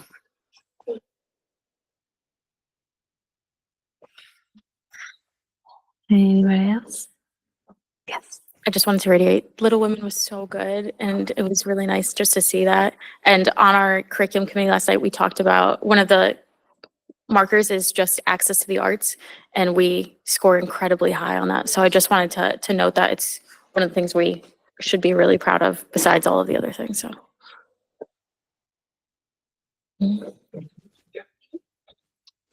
I must do it there. Oh, second. You don't need to say. We don't need to second. All right, everybody, Happy New Year. Happy holidays. Thank you, Dr. Brummett, for the bread.